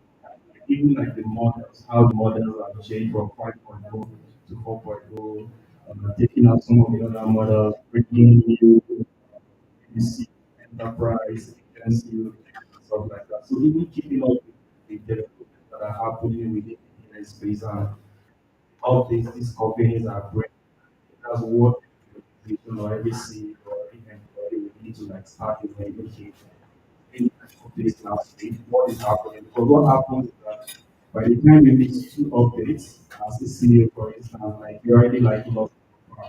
It will take like years for you to like get to that point, right? So I would say the awareness, everybody should be an innovator, keeping up with like the innovations that are happening within this sector, what companies are doing. I think that would be a good place for businesses to start from there. So just to and we've asked about, by the way, please let's go down our voice. So I want to ask a question now. So that's the perspective of the business owner. I want to ask the perspective of employees because we are not today. Particularly because I think it was a data that's as panel. He doesn't agree because these are entry level skills that people imagine. And I think that is very profound. My question is, I am just in school or I just whatever the profession. And I'm really interested in leveraging AI. But again, I don't know how to provide code. First, do I need to go and learn how to do that? Or I just need to learn how to use to be better. Now, to that question, how live that right? So because I said, for example, somebody like you, you build an entire application by coding and it's very complex. I imagine that would be the stuff of somebody that should head an innovation team, right? But would I be able to as a member of the sales team, for example, and I can't build innovation through by coding? Impact me negatively, you think, or how can I still insert that? It gets to the top of my. I don't know if it has multiple layers of. So I would say in my own instance, for instance, when I did of innovation at Cora, I would say I wanted to do a lot of things, but I didn't know how to do those things. And it would take like and everything. So I stumbled upon like and when I it was like it was a holy grail, like oh all these things I want to do or I want to tell you to do, at least put them to you to actually see. So for me, that was my concrete idea. The concrete idea was the need to do things or do certain things, right? Then I now found an enabler, it was AI. I now realized that okay, there's something this thing that is happening here is called vibe coding, right? Basically. And that is where it starts from. So I would say even in this room, it's not really about AI, it's about what do you want to use AI for? And I can ask maybe in this room if anybody has like an idea or like a business you've been doing and you just hit a wall block basically. If there's anybody like that, you want to build a company, you have an idea that you're trying to like bring to life or whatever, I think that would be the first thing, right? The ability to have that, you've already used AI by 50%. Now, you don't have that idea, you cannot see where you need help, right? Because there's some people that you can ask and they're like, I don't know what AI is like for me. I like to do those things. I want to go to market. I want to price things in the market. I will not price those things for me. So as far as AI, like, that is not the use case for that. But who would really benefit like, if you have something and you want to do something, especially in a text space, right? Then AI would be like the best place to like, go basically. Yeah. Let me just ask. So if you had to, if you had to give a piece of advice regarding where everybody is as far as yes, said in the next 5 years, what would you what would that thinking? What most important developments that is going to happen with AI in the next 5 years? How do you think that will be? That's a very difficult one because AI is also going to change a lot of jobs. So if somebody comes and is like, plans expecting, it is possible that that role might not exist in the AI world. So I think that realization would be a great point. Right? But I think in terms of like what would be, I would say it's just around creating value, learning as much as you can, trying to create value, right? And using AI great for things because I think one thing I would like to like in everyone is that people have had like maybe the great revolution, like digital revolution, internet and things like that, right? These are the times in history that things actually change, new internet and everything. And I think we're at the point when AI is at that level. AI is basically going to change all the jobs we see here today, and that's just how it's going to be. There are some people back then that felt the internet was like a scam. I know a lot of like architects that draw with their hand. And they felt like drawing with a quick work much easier. And they did that and they did that and they did that. And they just got lost.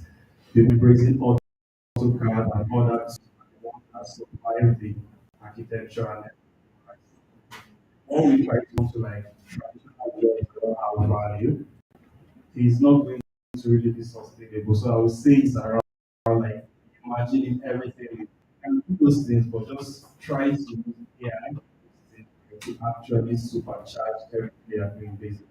That's what we are. Thank you so much. Yeah. So I, for me, I'm just trying to summarize the part, as you said, is that the future of AI belongs to people who think and, and that's very important because you will encounter problems that would not be solved at once. And I think there was something profound that you said that half of your, or you are already half into AI if you understand, you can't solve that. Because what happens to problems do to that makes you want to find things for, and in the process of finding those names, and then find out that there is an AI software. But if you, and there is no way by the way that you play the games and you not need something supernatural to solve your problem for you. For example, I need a team of IT smart people, and that is that there are times that we get requests that not necessarily very difficult, but require a lot of technicality in a very short time. So what that means is I can't I, I can't work myself to death. So I need to rely on a tool that can solve that problem. So in essence, if I never get to that point, then I should not be worrying about it. So which means that my position about what AI does as a enabler or as a term for it, something that accentuates its as an amplifier. That's the word amplifier. So if you are not very smart now, AI helps you find that. Because what happens is that like the architects that you mentioned, people, other people will be going and then they will just be there. And then you look back and you look here at least about three different models. And people will say that we have four, five, and you know, the same year they released agent AI, they are ChatGPT, their website, you know, a lot of times that's just one of there's still a topic, there's a lot of that problem. So but when you have a problem, you know, you will think you have to solve it and then thank you so much for that. Um, Lastly, one of he was one wise he was one wise thing, and we have to One, I'll give one word adaptability because I feel this phase is going to be for people that can adapt, people that can to accept that, okay, this work, I cannot do it within this time. I need another plan. So acceptance of that efficiency will be the beginning of the need for AI to your life, basically. So we need to accept, we need to adapt, and try and all of us. Yeah. thank you so much. Very wonderful talking to you. Thank you Thank you very much. You may I thank you for that opportunity. I will move to the next session. Okay, we're moving to the next session. I'll probably show you a member of the LTB.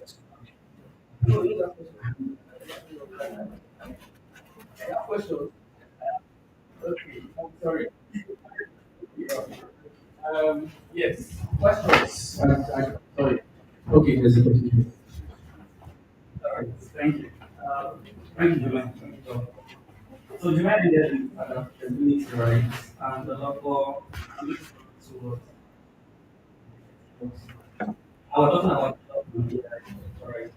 Like based on for both the user and businesses in the sector. So my question is really around the speed at which AI is moving, the situations we're seeing, right? So let me give context. How many evidence? Let's what let's say you just do it, let's say agent to agent, and now I have API now.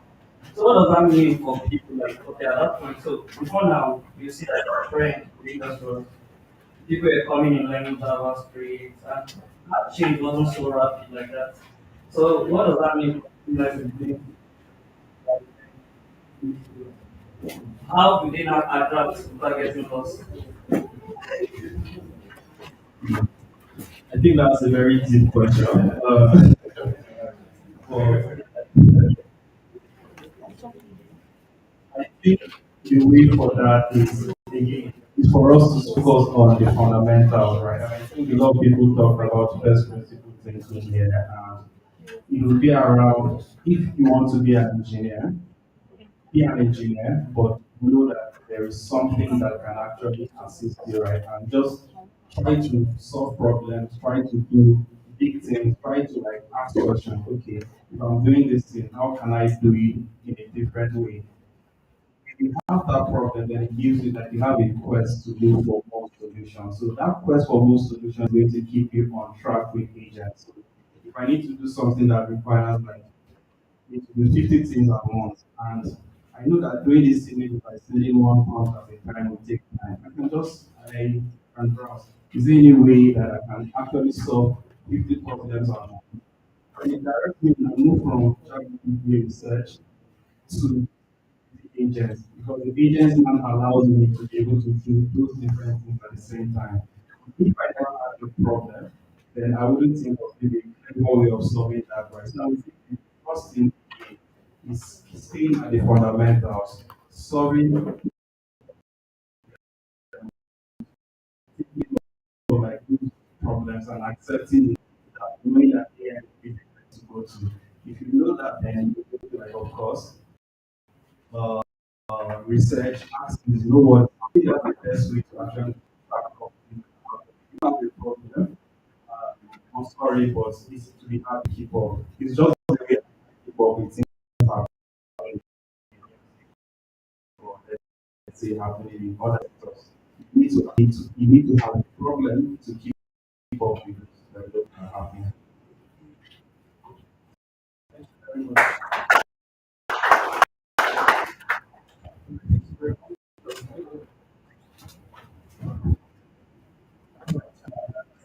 Let's see the career field that is working. So this point is just a question you can say hi to say to especially with someone in his work. And while that is going on, mental health also come and gains. Remember, some of the panel promised kids up to 100K. So I need to participate.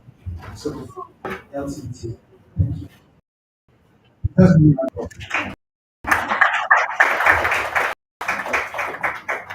Everyone.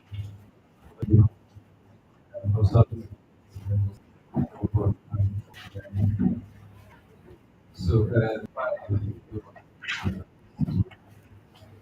I attended your first on the job. Before everything up, you say things like J. So, I've been seeing it. I've never really like it. So, the guy went together, we met in the world. I take the time, so I'm to be in. So, now said you should be waiting. So, why for me? Like, I just also have something in the yes, where it's just have passion, so simple. So, LTD, I don't for something, I just do to show how. Thank you very much. I think this is everyone. And we're having a Q&A session. LTD wants us to make something special. You know that we are equipped. So, this question is what you're doing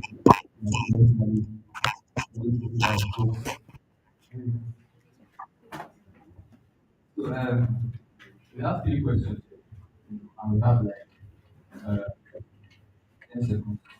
Nobody answers the first question. So I'll say the question. If you could answer you, maybe you might answer the question. All right. All right. First question.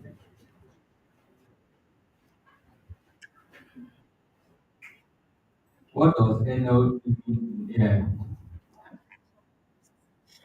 I think you say,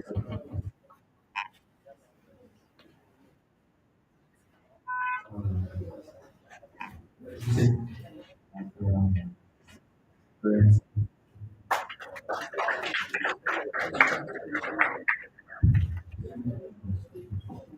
Yes, natural language processing. That's the meaning. The second question. This one is a choice question, so that's a very hard question. If you had to pick a skill that is becoming increasingly valuable for the job, which of these would A. Cooking, B. Machine learning, C. Typing speed, D. Painting.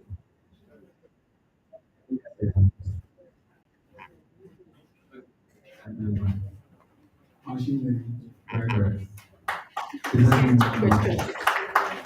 So, last one is a bit um, complex, not really complex like that. Which companies created ChatGPT, Claude AI, and Perplexity? ChatGPT, Claude AI, and Perplexity. OpenAI, That's what you. ChatGPT. What about Claude AI?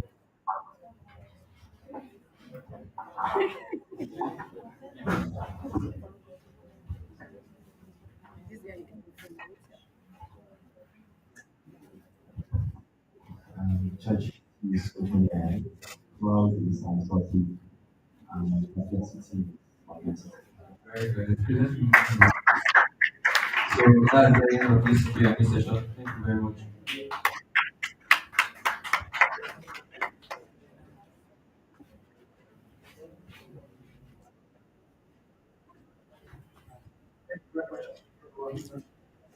Moving on to the next item on our agenda, and that's open discussion. question, the theme is Africa's AI talent advantage, how to confront the global job crisis. And we have another set of stellar panelists to, to discuss the topic. So I'll be introducing them one by one. First on our list is and Benjamin. Sikan Benjamin is a fintech professional over 5 years of experience in partnerships, business development, and finance operations. He currently serves as finance operations lead at Aura, where he drives growth and operational efficiency across digital payment solutions.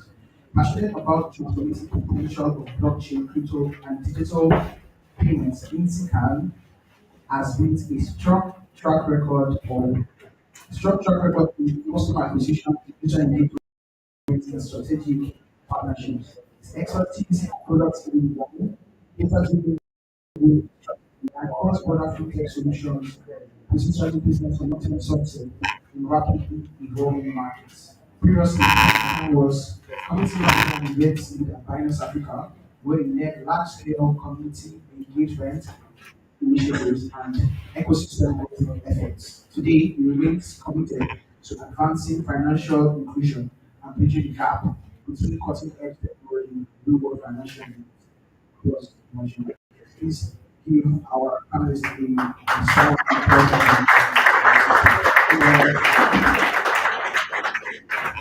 The next panelist is Kelechi Uchenna, and he is the Chief Secretary Officer of Engineers.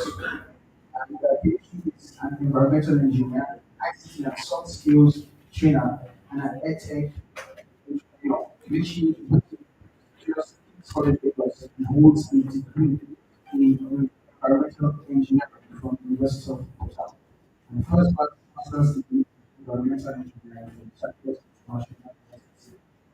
Prior to running his own company, Kelechi worked in the oil and gas sector as a partner for interglobal procurement and engineering services. The team is accredited in joint shelf drilling offshore services Nigeria Limited as the marine operations engineer on the contracted one, got promoted to drilling operations engineer, and finally left shelf drilling in 2017, played the role of creative digital development services. Kelechi is in 2019 Victoria Legal Entrepreneurship Foundation alumni and also a PhD as a private. He is the co-founder of Nigeria's Revenge, which is an edtech startup that has created a smart website that works with teachers to automatically create quality and well-presented lesson plans and teaching resources for them. Nigeria's speech Kelechi journalist was one of the top 5 finalists at the Nigerian Forbes Digital Accelerator in 2020 and one of the 8 selected African startups to join the startup White Guys Africa B2B SaaS equity-based accelerator program in 2022. It's smart, energetic, creative, and innovator of the future. While Kelechi is not here, the center representative, please can we give him sounding applause. Welcome to the stage. Thank you very much. Our next panelist is Ade Oluwasegun Adeleye. Oluwasegun Adeleye is the Chief Technology Officer at Cora, an African infrastructure powering businesses across borders. With the background in both technology and management, he has been instrumental in advancing Cora's vision of the future void of digital financial barriers. To join Cora, Oluwasegun has laid the technology foundation that enabled him to scale across African markets, including Nigeria, Ghana, Kenya, and South Africa. Has led major initiatives such as modernizing Cora's architecture, building resilient scalable systems to support growth. He holds a degree in electrical and energy and is deeply passionate about building strong engineering teams, leveraging technology to build expanding financial and across Africa. Please let us give you a round of applause. As we speak. Thank you very much.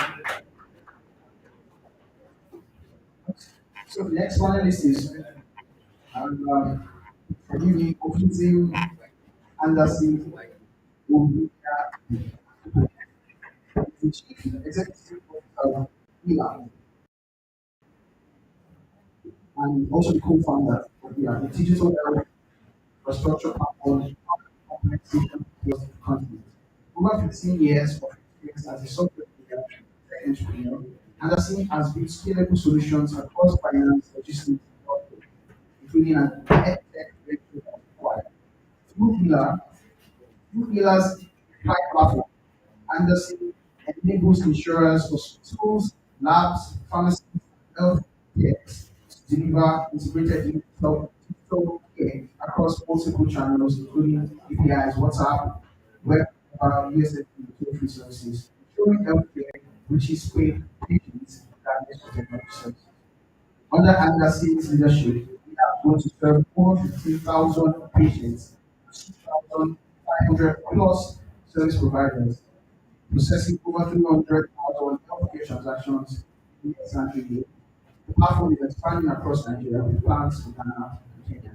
Beyond its corporate leadership, Anderson mentors final year medical students at the University of Lagos, health tech innovation, and advocates for accessible healthcare solutions with traditional and digital.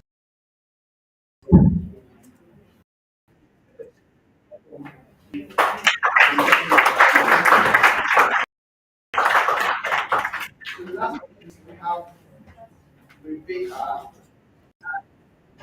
Rebecca, project of Rebecca is digital marketer and influencer for joining idea.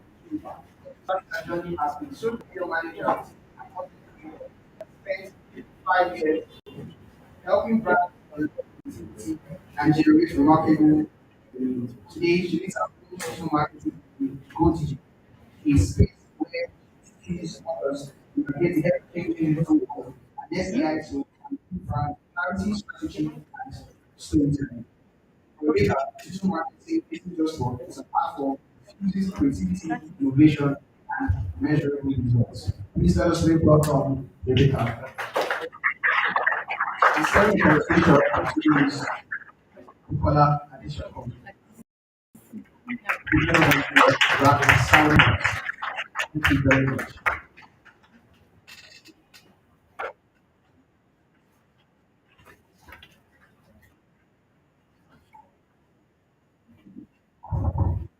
Hello everyone, good afternoon. First of all, introduce everybody and give them like so that they can just say, oh, we have your addition.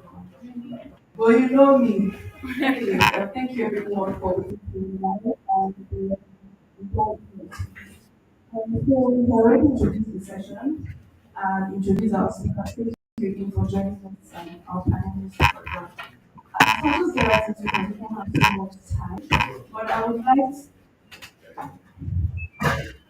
like to say that this discussion is very important. Comes at a time where people have been really one of the youngest people in the world, and that means that we have already a huge pipeline of talents, right? I'm not being that, so that's the vision that we have currently. And another issue there is that we don't even know where to or how or where to start from, right? So we want to bring these panels together to have a couple of practitioners and skill businesses and all these things. So I'll start with Rebecca, not because she's a woman. Rebecca, what would you say are some of the mandatory steps? Again, because she's a digital marketer, what would you say are some of the mandatory steps that you take to when creating your content, right? To ensure that you have African presence or African so that the audience that is receiving this information have an understanding of what you're saying and the message is passed across.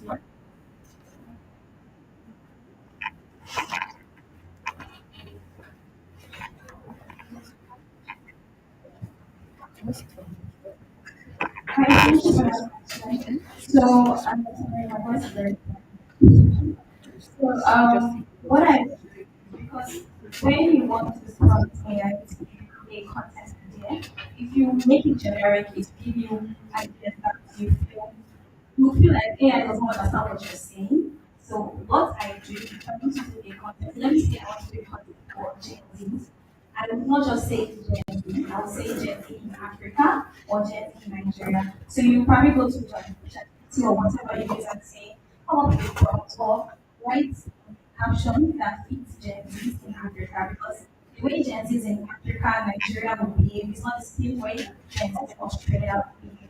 So when you get the copy or whatever the ChatGPT has given to you, then it's now your turn to humanize it because we know AI helps, but it doesn't give you that perfect um, copy that you use because at the end of the day, you're trying to talk to people, you're trying to talk to your community. If you do not resonate with them, your content is just going to be trash.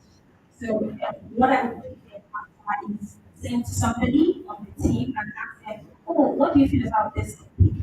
Then they tell me, it's too robotic. And I now can work it again and make it feel more, let's say, humanized. Thank you. Thank you so much for that beautiful response. I've heard again people now use AI features to humanize content that AI will generate for them. So there's a problem of you are trying to humanize it and you're putting another AI. So there's no human in the loop. It's just like the lost content, just AI. But thank you for that explaining that there's usually human in the loop for any content that you generate. Yeah, so I'll move quickly to TV.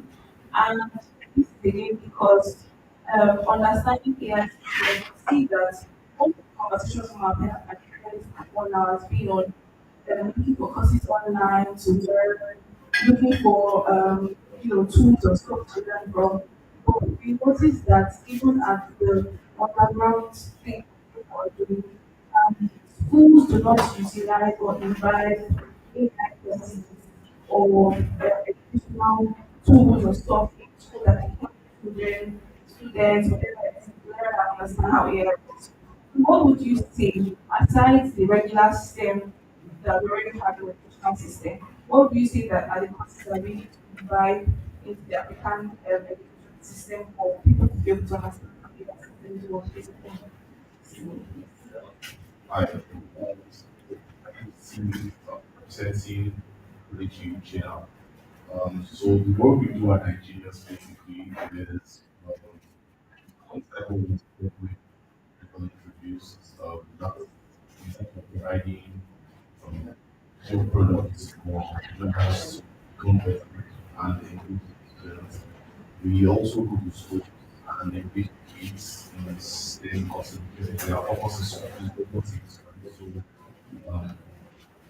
in introduction, mentioned something about Africa having a very young workforce, and that's something that really drives us to because we believe that Africa is going to power the next generation of innovation. It's over. Also, have African engineers, with companies, but then a lot of stuff about exceptionality, make things really well in the first time. What we do is there is a small group at the top of the chain, like really good at what and then you have the group of various of randoms who can have impact to their level, right? And that the cost of this was they don't really been engaged from a young age. A lot of us find this that at 20s, even 30s, and they're like, oh, can I pivot now? Can I try to learn this? I mean, there's never anything to watch from them, but at that point, it kind of becomes harder to do. We believe that if we go to the grassroots and we introduce these things to them at that level, their cognitive thinking is improved. They ask more questions, they're more curious. Their minds also expand because you know that there's a potential outside of becoming a lawyer or an engineer or a doctor and there's so many things you can do in the world today. And then you find out that in other continents as well, especially Asia, right, they engage their young ones at this point, right, introducing very complex ideas to them and asking them to solve problems, right, with tech, with robotics, with coding and all of those things. So I wouldn't say it's important for the new structure, so to say. I would say it's important for us to to how we approach learning, how we approach things that the kids in school do rather. I'm aware that the have introduced some new additions to the curriculum, which is supposed to introduce learning of AI and robotics and algorithm. But I think a mistake we make, because I did computer when I was in secondary school, and the focus was on learning how to type fast. There wasn't really anything else. We believe that even if what they're doing in school is just computer, there's so many aspects of the computer that you can do at that stage. Really changes the way you perform. I think it's more about how we approach and even our younger ones in the house, what are the things we're asking them, what are the things we're going on social media and all of it. So it's more about the general approach to learning over adding new subjects because at least for some people they are still doing what they're supposed to learn. Do you get it? Yes, it's important for there to be a change of direction in how we are country and what we give to them. Thank you very much for citing this. I agree with you 100%. And so speaking still on LinkedIn, so what would you say, how many institutions would you say like Nigeria to be able to achieve that, this practical view that we are seeing, to focus on the topics, how many institutions like Lagos you think we need now in Africa? I do think that I mean there could be more, but honestly, there's already a good number of players in the ethics space who are trying to achieve this goal and who are trying to change how things are viewed, right? So, like I said earlier, it's more about changing our interpersonal approach and how we do this thing, right? Talking about, I would like to see who are targeting kids between 5 to 14 to 16, the basic education we have a lot of ethics. We don't do this secondary school, we don't do school. We just try to get out of uni. How can you upskill and learn something else that will also working?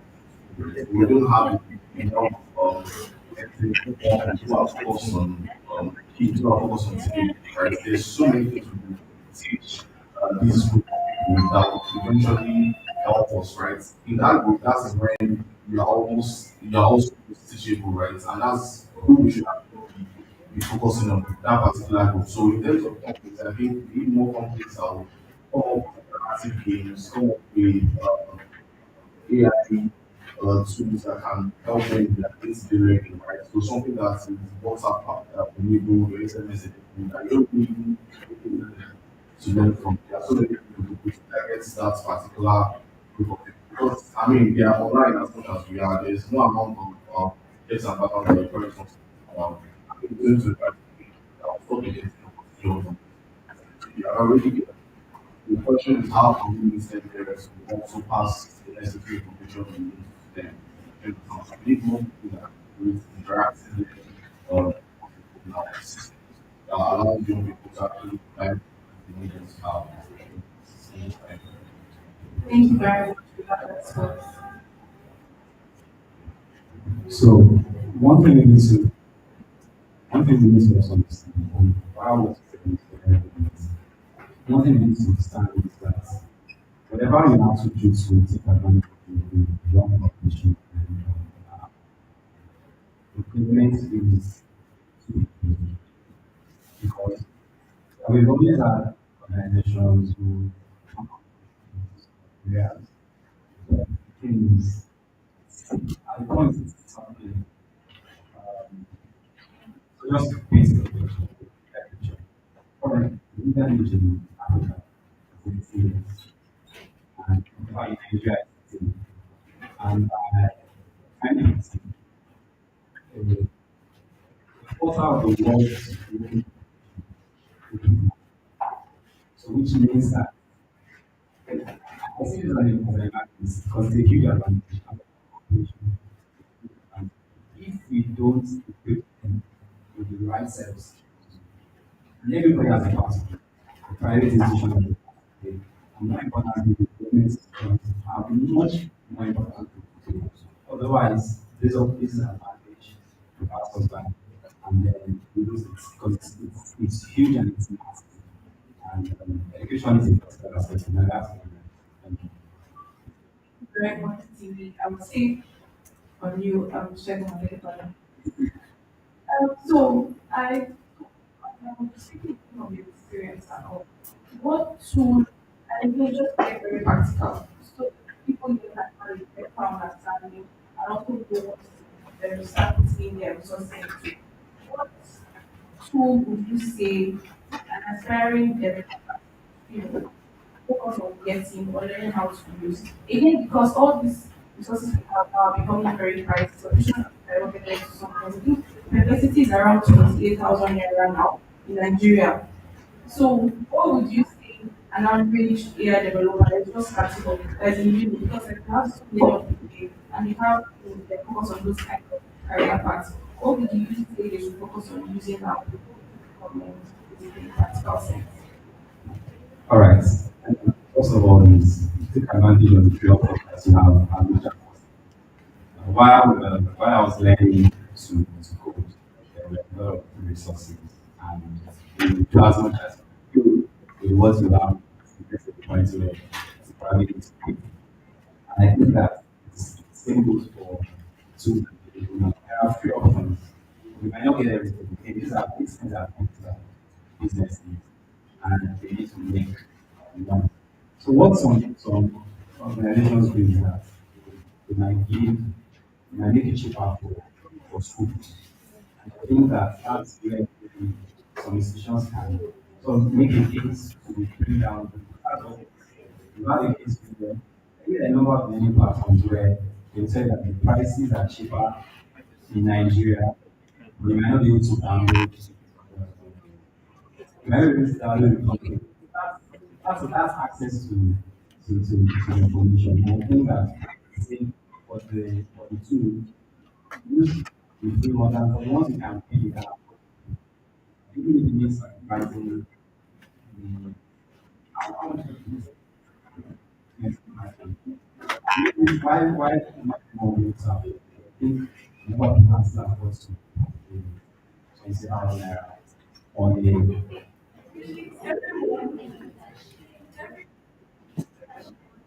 not every yeah, I said take advantage of the free one. Take advantage of can use that for free and can use that for free and God for free even the also buy credit platforms, you can use them to make sense. That's on the side of tools. But more importantly, you don't use it. You need to see that yeah, to it's an agent by most of us. You still need skills. She didn't mention that again. So you're managing to curiosity and peace. Because in a situation where the way to do ask the fact that it has to be is your originality, have your originality. You cannot just rely 100% on AI. Always great. These things will help you to help you find code. And I also always feel of that there's limits to what you need to find code. It makes sense where you need to scale your application to where it's really engineering on the same. So as a developer, don't especially if your path is to be a developer, understand that basic skills still matter a lot. I would just to also say, when you look at the trend, the tools that we use, they've changed over time. There's a point in time where you have to know the assembly language, this have to understand before you can even build an application. There was a time where you needed to know network languages like C++, C, before you can build anything. Over time, we had high-level languages like JavaScript, Python. And guess what? The tools also became very much easier to use. I started, the first time I got exposed to programming, I was in Notepad, right? Notepad. But the IDs became better. And what they did was they made it very easy for you to write. And we also have the frameworks, right? The frameworks also made it very easy. It actually made it very easy for people to create. So you don't even need to understand how this works. You don't even need to know how to communicate with language. You can, once you can understand the and build a working application at that scale. So when it got to the point, but now what has happened is that AI has changed the game. The value of a developer will be ability to write. Or should I say, half of your value as a developer was an ability to write code. Guess what? Yes, has taken that. Other parts include things like understanding basic engineering principles, fundamental engineering principles. But since AI has taken the part that has, which was okay for a lot of people to pick their value, but that has been taken away by AI, and those tools will keep getting. So what you need to understand where your value lies as a developer is understanding those fundamental those fundamental principles behind development. If you don't have that, then you Thank you so much. Thank you so much. I'm not a developer, but I can find what you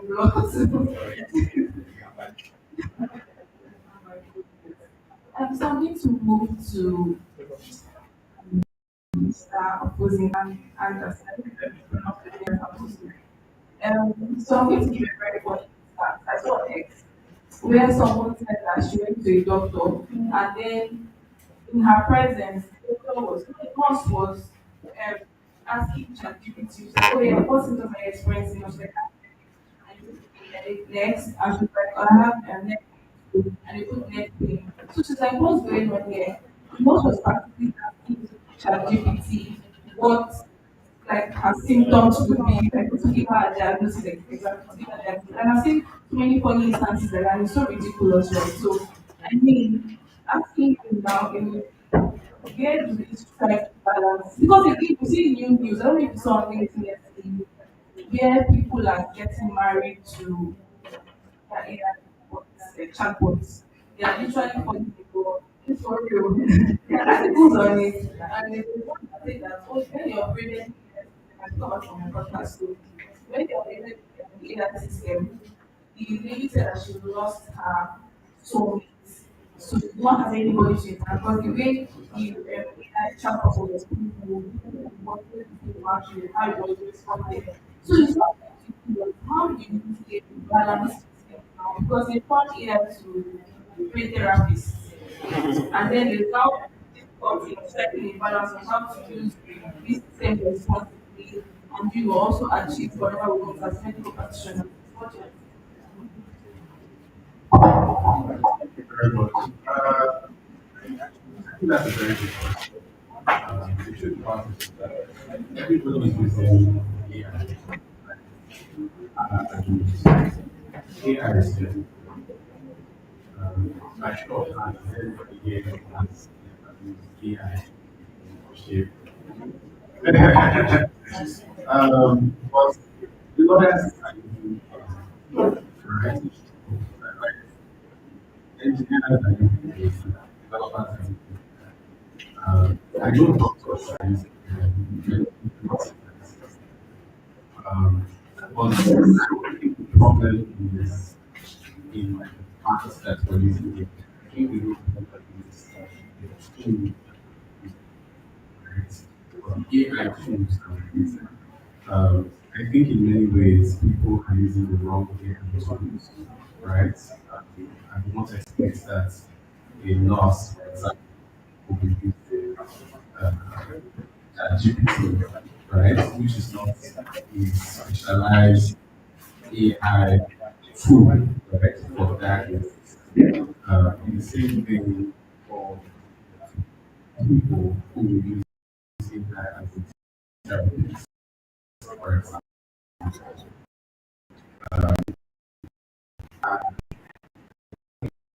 But here is GPT rappers.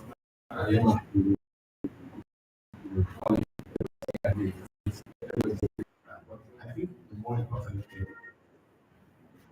is the ability to know the right tools to use, um, to create those tools for the practitioner. Like you said here is AI If I use AI, use AI, probably will not have that the, the results, right? For example, if I use AI, and I was using a specialized tool, I use multiple AI sometimes to fact check AI, right? So I can have chat in something which is flawed, verified, and then put it like time I created the humanize it, and all of that. But we need specialized tools.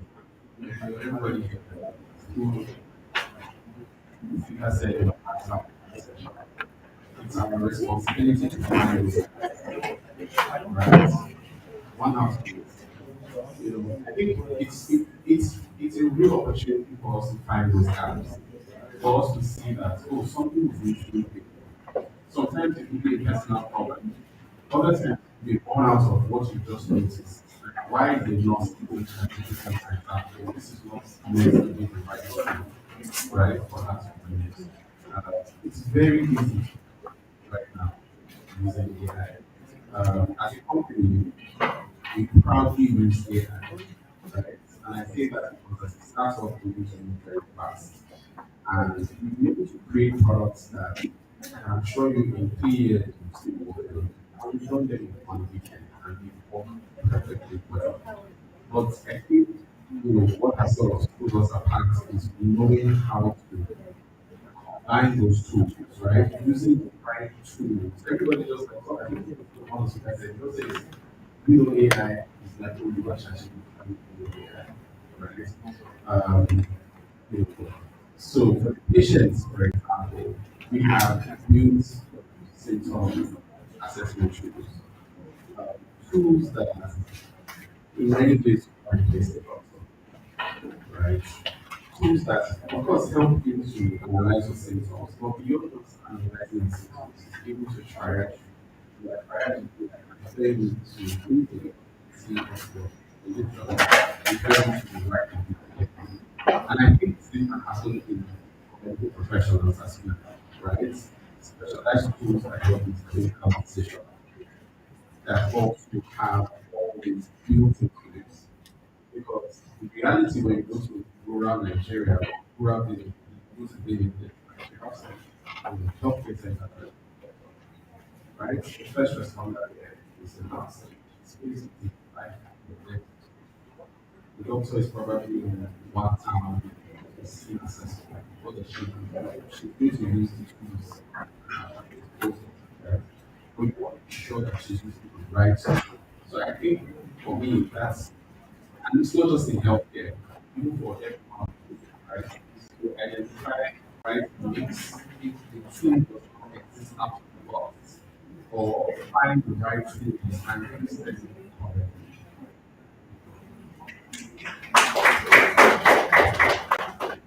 Thank you so much. Thank you so much. Can I use this system to check my symptoms and maybe discover if I have malaria and take my drug myself, or I have to use them and go back to the doctor?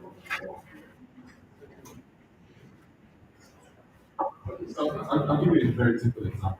You see it every day on, you go to your website and you have a chat box to talk to company support, right?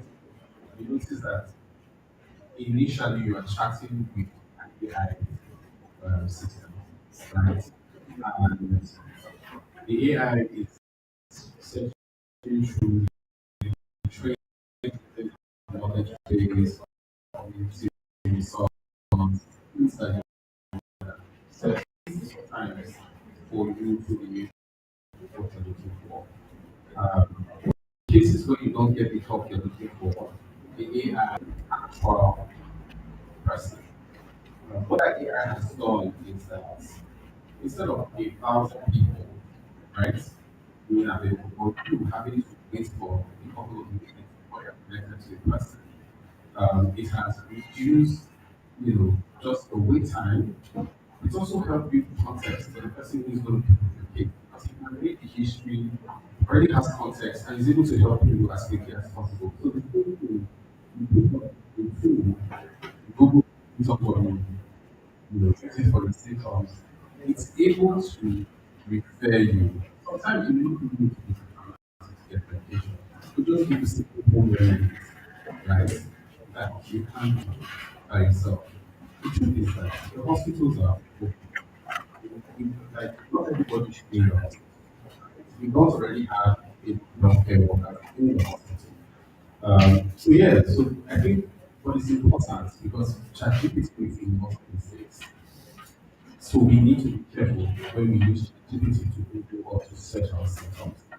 I use ChatGPT and I know it makes a lot of mistakes. And if you're not careful, you can tell ChatGPT it's wrong even when it's right. And ChatGPT will say, oh, yes, you're right, I'm sorry. And we're like, you know what I mean? And that's because it's based on the large data, it's based on a large data set, right?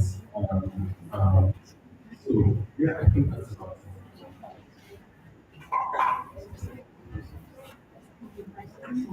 Money man. So, hi Benjamin.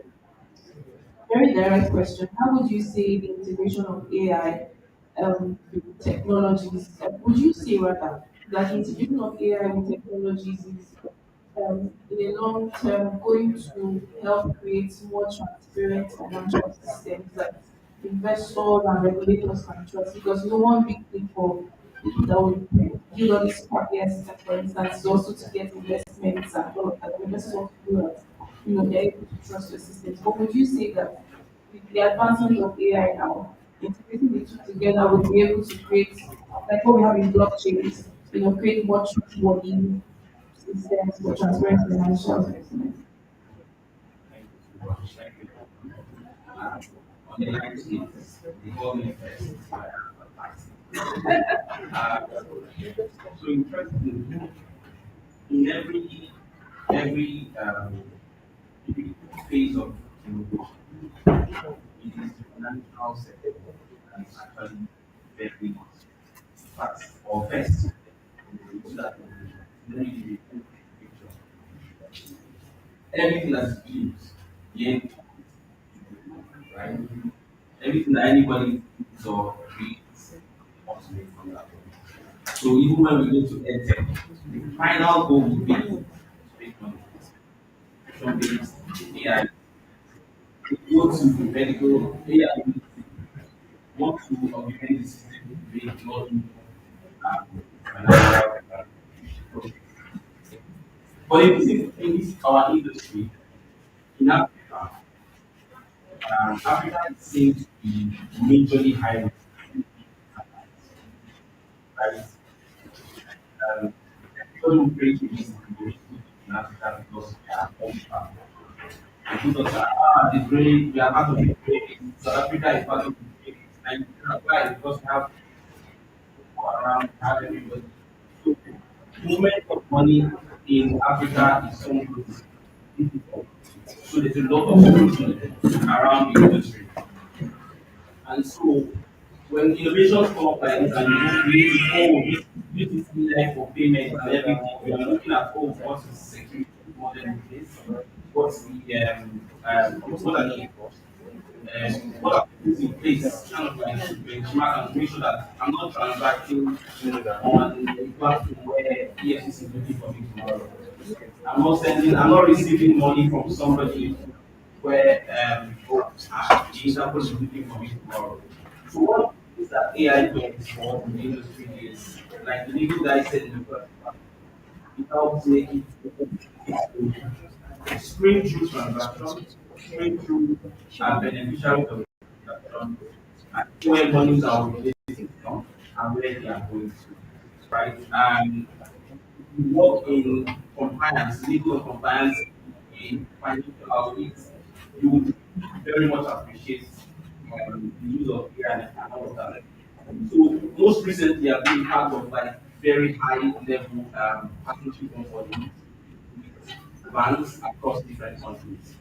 And one of the United questions that they ask, the financing ask is, what are the tools you use to do your data?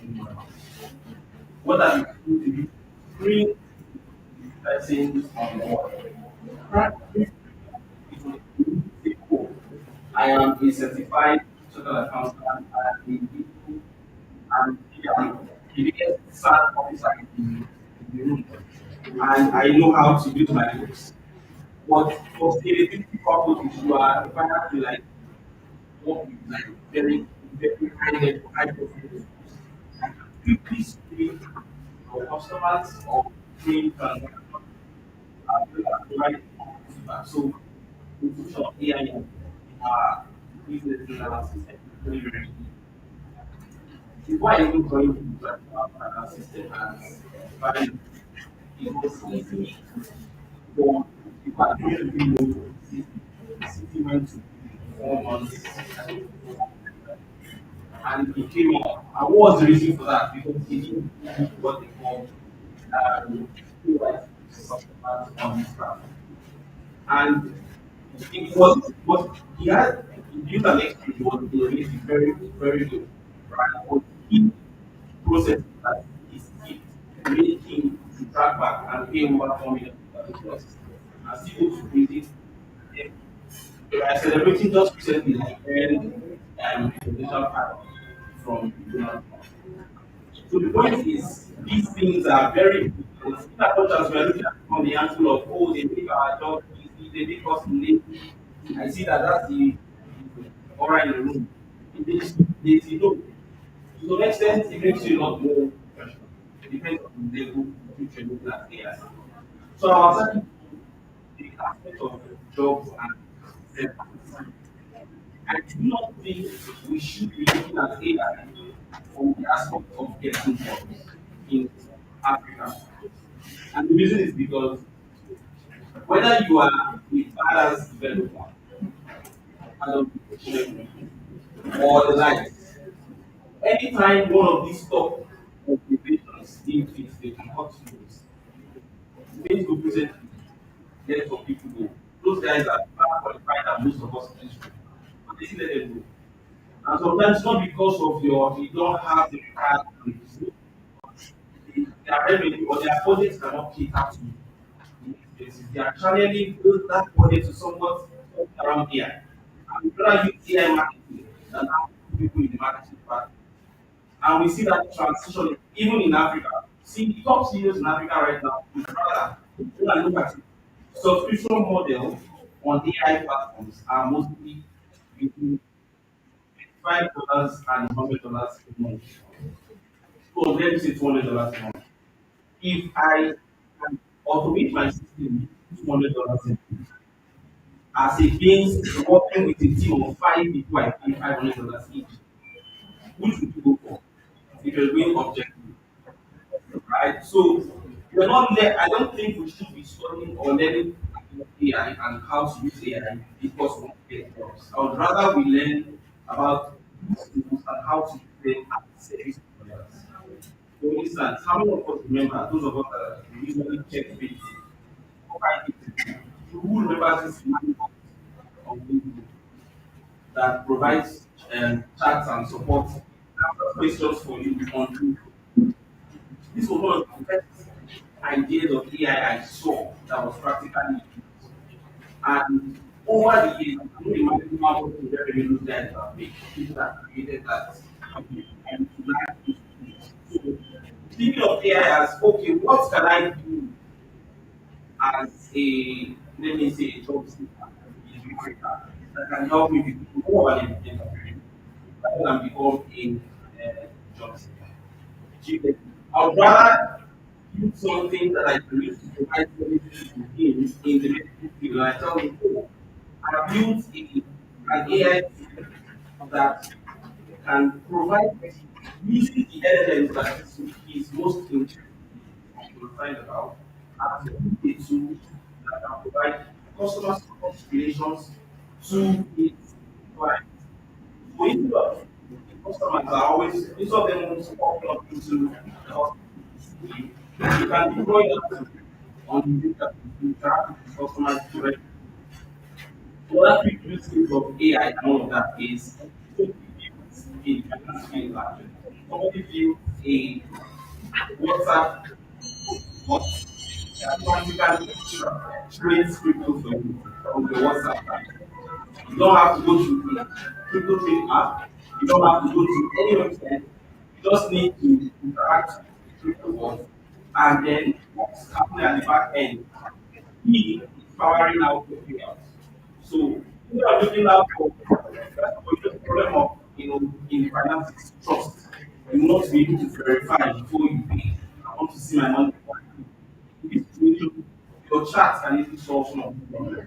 So I mean, two things for me that happen when I have big conversations around AI is think of it as a tool to able to deliver the services you create and become a lot more service provider rather than just.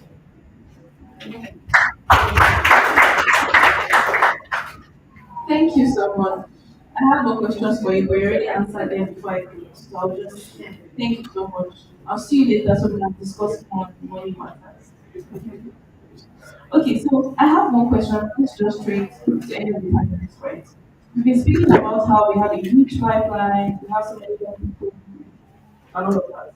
What would you say, anyone can answer, what would you say is Africa's unique AI talent advantage? And how can it be properly maximized on that? Anyone? There's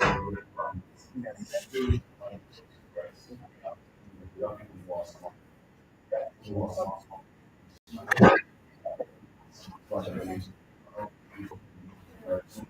the one thing and also great that they're mostly of connected CBC because of our right what we call our set of school and that's um how we approach this problem. We need to first have an understanding of value that we possess as Africans. See, that's something I mean, I like to give reference to Asia, especially India and China, to see how they still on their service providers or business in our right. Most people they see the website and think about social media and I thought, what people I mean, you find that we have Nigerians who are probably smarter than we communicate with our access English or European English or American than theirs. So it's even easier for us to connect to the world. And honestly, it's just a question of how you put each person individually to start to it and become a service. Because you go on X or you go on LinkedIn and see someone comes and says, "Oh, I started freelance and say, now I'm doing that." Sometimes those things are wrong. But there's someone who is probably doing it on the street, who you don't really notice. Like you know about but people are making that from private services, right? So the thing is, all over the world, capitalism is right, it's great. There's a need for products, there's a need for solutions, right? And the question is, are you able to provide that solution? Now, we have AI, something that can help with create services, something that can help you create solutions. By doing it, can actually do your own website, you will see more technical infrastructure to support your standpoint. So you can do sell that. You can work with it and voice from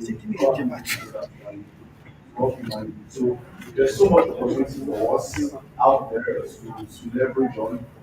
I was lucky enough to graduate at the time when there was a tech boom. So immediately I left it, I could see that oh yeah, you need to upskill and be able to apply yourself. Now with AI, and there are still very much in the early years.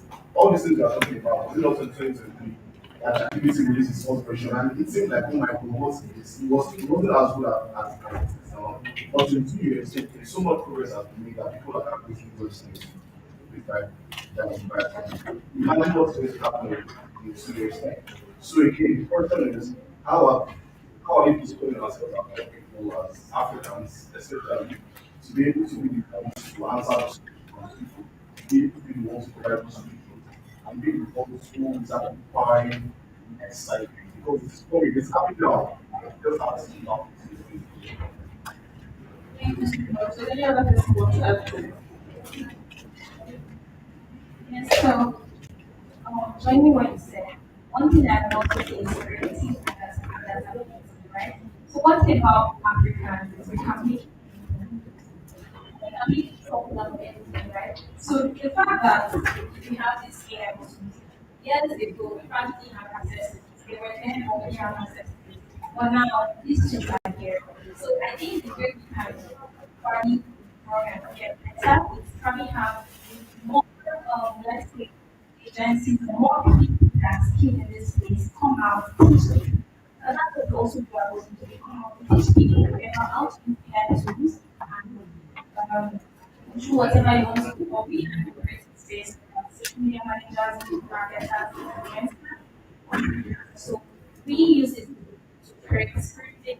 I'm sure some of you saw the video that I it was there. But then I continue to fit in, let's say, the operation of speaking to, so you don't feel like oh, this is content, giving students, was very important. So if we have people that are teaching the upcoming generation how to use these tools, or even the creative space and the tech space, they come together, they come hackathons and things like that, that will bring people together to learn more. I feel like we dominate that space. Thank you. Thank you so much. Very okay. Powerhouse here. So just to ask one another easy advantage we have is just the sharing the I know I was having a conversation with somebody and I was asking about it for people and he said it's just set population. I was like, he said it's about 50 or something. That's probably the population of Nigeria.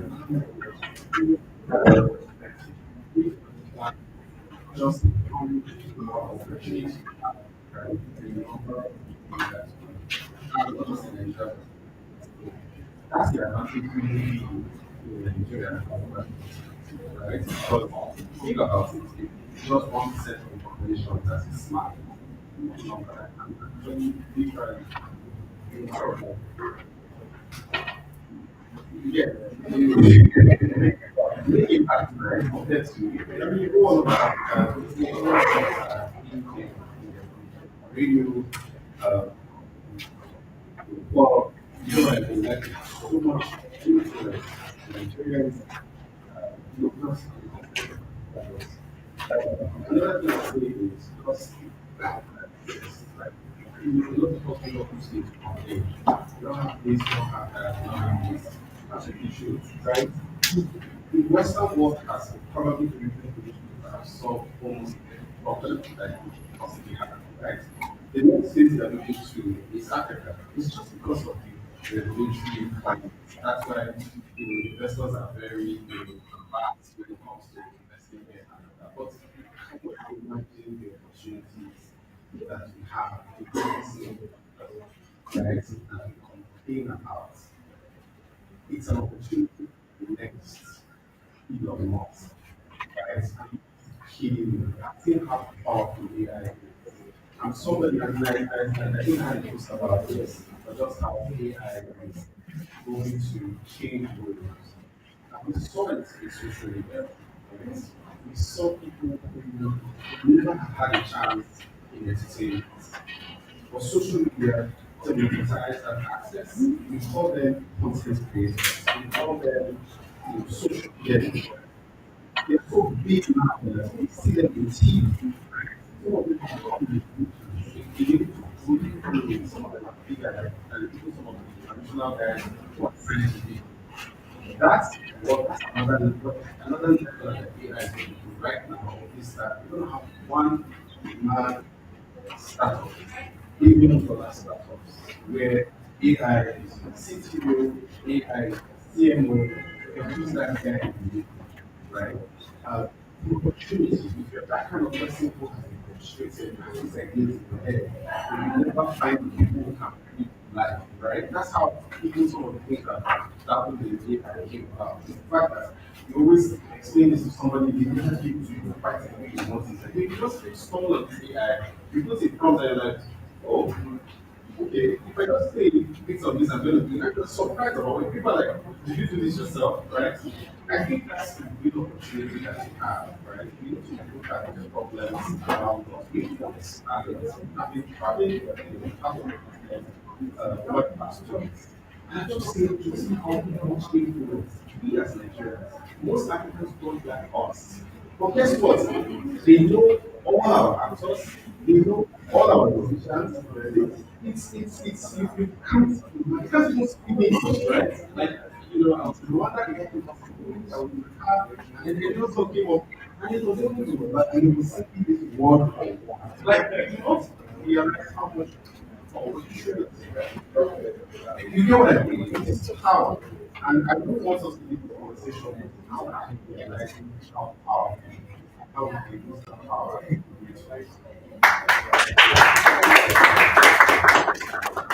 Not that something to. It's only money matter.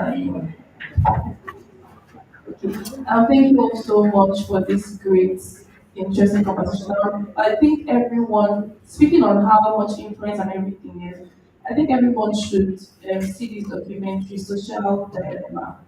It just speaks to how social media apps are designed to make us focus on our phones and then we lose the bigger picture, which is scaling up and expanding our skill because there's so much talent that's in Nigeria alone as of the time. See what we were saying about our product and everything, our shining even the country. So I think that we should shift focus from scrolling on TikTok, social media, picking up all the conversations we take now, pick up a tool, resource, whatever it is, and just learn something.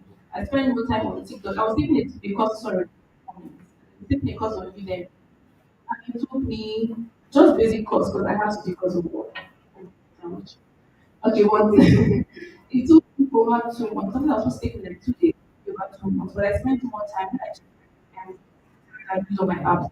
I spent more time on my TikTok, Instagram, when I watched social media, I was like, so I don't want to be one stupid, but I saw that I was missing the light of so many things. And I've learned a lot and upskilled and come to LinkedIn to make a lot of noise about it. But that's the thing I miss. So let's not sleep on our talents. Let's not sleep on what we can do with our hands and everything in our minds and opportunities. Thank you very much. Let's be cool. That's my own call to everyone. Thank you so much for our panelists. We had a very interesting meeting because we had an influencer. I was against, I just spoke against people now. We had in the Europa, we had someone in institutions that helped with all these things. We had the money man, and we had someone from the hospital. So it was just like a very nice combination. I hope you are navigating and I hope again that people do not take points of skill, learn and grow. Thank you very much. Let's take for pictures. Let's have pictures now.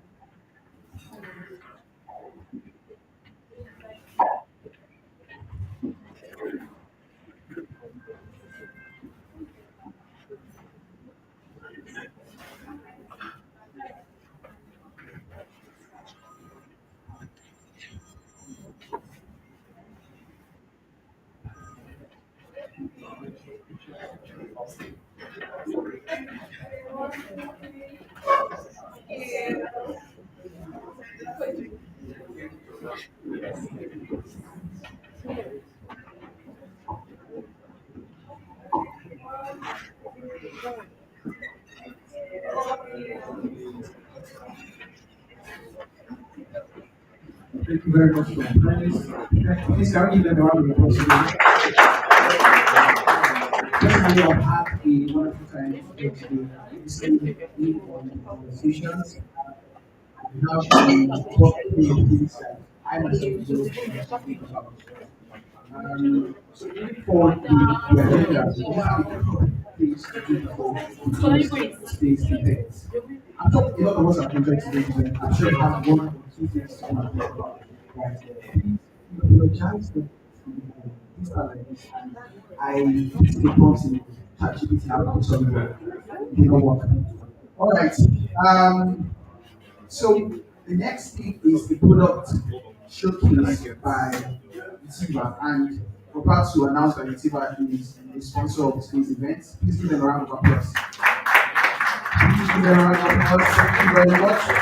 And Utiva is a leading African talent company that helps individuals and organizations learn in-demand digital and tech skills. It offers practical mentor-led programs in areas like data, product design, programming, and cybersecurity, both for individuals as business to customer and corporate training, B2B.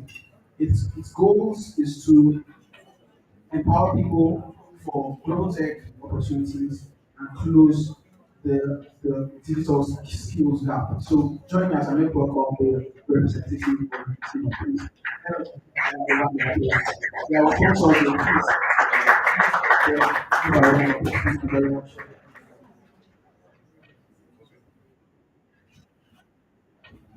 Very much. So good afternoon, everyone. I hope you're all having a great time. And thank you to all our speakers, the panelists so far. Thank you and insightful session. Okay, so Tiba, in addition to what Edson has said, Tiba is a talent company and train individuals in real skills. And we are here, we are looking forward to getting started your career into tech. You are looking forward to skilling or you are here as several CEOs and other young people in a program edge, I mean, you are into this your business edge in organization and we look forward to us partnering with you. I mean, to so glad you have to do that. Okay, so because you are here and we are actually giving out these skills to individuals that want to learn tech. So but before I announce the percentage, I just really want to break down how Tiba training, the support that you get when you learn with Tiba. Right, number one is that at the completion of the training, they're not just learning the test tool, because you know that when you complete learning in isolation, I mean, it can be a whole lot. And you can get stuck. You try it, you don't do it. So we have built a community of people, right, that you can, when you feel tired, you journey up, you can keep going until you actually complete why you started and you achieve the aim for your training. So we don't just believe in training. So actually, I would say that you learn by doing. You saw your hand, you must, I mean, walk. You must actually walk when it comes to learning with Tiba. Because a lot of people just say, don't let text you, you want to watch video. You watch video, but we have virtual live classes beyond the content and they're going to be engaging during the course of the week. On weekend basis, we have the virtual live class. There is a tutor, industry expert that will take you in the session. And alongside that is admission community. You are getting a certificate that is globally recognized upon the completion of your training, and then you be added to mentorship launch. Where you get to meet with top leaders, industry experts, and get to connect with them outside the community, right? So these and several other things that we can start today when you learn with Utiva. So like I mentioned, I said we do partnership, we do B2B training organization. If you feel like your organization needs to upskill, you want to upskill your staff in any form of training, either technical training or non-technical, right? You be right to partner with you. So if you want to learn data science, data structure, data science and data analytics, I mean, you can see in after reception, you want to engage in people who either product and digital marketing, product design, product management, see me, and just put the link down with me, and then somebody will reach out to you. Cybersecurity, of course, is actually very much available. Programming also is available. So any of your choice test skill, whatever kind of person, I know by now you can understand. And even if you are not, right, you can see me and then I give you like detailed information about these programs. Yes. So because you are here, because you are here right today, and if you pick any of the choice course, you'll be getting a 20% discount just because you are here. Yes. So thank you. So that's how it goes, right? I'll be right there. You want to see me, I'll be taking your first time. Yeah, thank you.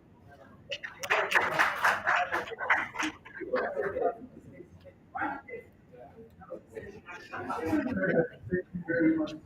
Actually, there was this opportunity. I'll take advantage of that. next item, we have the unveiling of Iwaju. And just briefly, Iwaju is a non-profit organization dedicated to helping Africans learn, play, and innovate with artificial intelligence. Iwaju believes that AI should be accessible to everyone because Africa's future in technology starts with inclusion, education, and opportunity for all, ensuring that no African is left behind in the AI revolution. So I'll be calling on follower officially representative of the world to unveil. Thank you very much. Round of applause, please. Thank you very much, Amy. Hello, everyone. Good afternoon. I feel we all have very great time to speak. Um, Maybe I pretty much mentioned what my but I think that's not always to say Iwájú with and different. I can't really say Iwájú now. I just asked the people, what do you think is the pronunciation of the so it is Iwájú and it is coined from the Yoruba word Iwájú, those are different and means forward or forward thinking. And that is pretty much what our vision and our mission is to. So for us at Iwájú, we believe that, you know, just we believe that AI should, that Africa should be left behind determining how the world sees this new era of technology. And we're very familiar with how things are actually the speakers there just so that you'll see that most times we pay and this is what we want to get for. We are here to change the narrative. And our mission is, on three pillars. We have literacy, research, and advocacy. And so what Iwadi will be doing here is to one, ensure that people understand exactly what they're doing. So, everybody just says, yeah, take your job, yeah, you do this, yeah, you do that. Iwadi is here to, teach people so you understand, break down, complex concepts. People, we're going to be doing deep research as well and then advocacy, ensuring that we position ourselves, position Africa in the place where we don't just let the Western world dictate for us. Those are some of the things that we'll be doing with Iwaju. And we've been doing a number of things. I think for some of us people was like, like our webinars, we just see our articles. We have a community of young people and it is open to everybody. If you check behind me, you see one or two persons wearing our shirts, want to join the Iwaju community, you can reach out to them. You have to go through the few things first. Yeah, it's open to everybody. Um, One of the things we want you to look out for in terms of things that Roger is doing is either putting together a hackathon, we will be publishing articles and research papers, and we would like to refer to these features here. Thank you very much.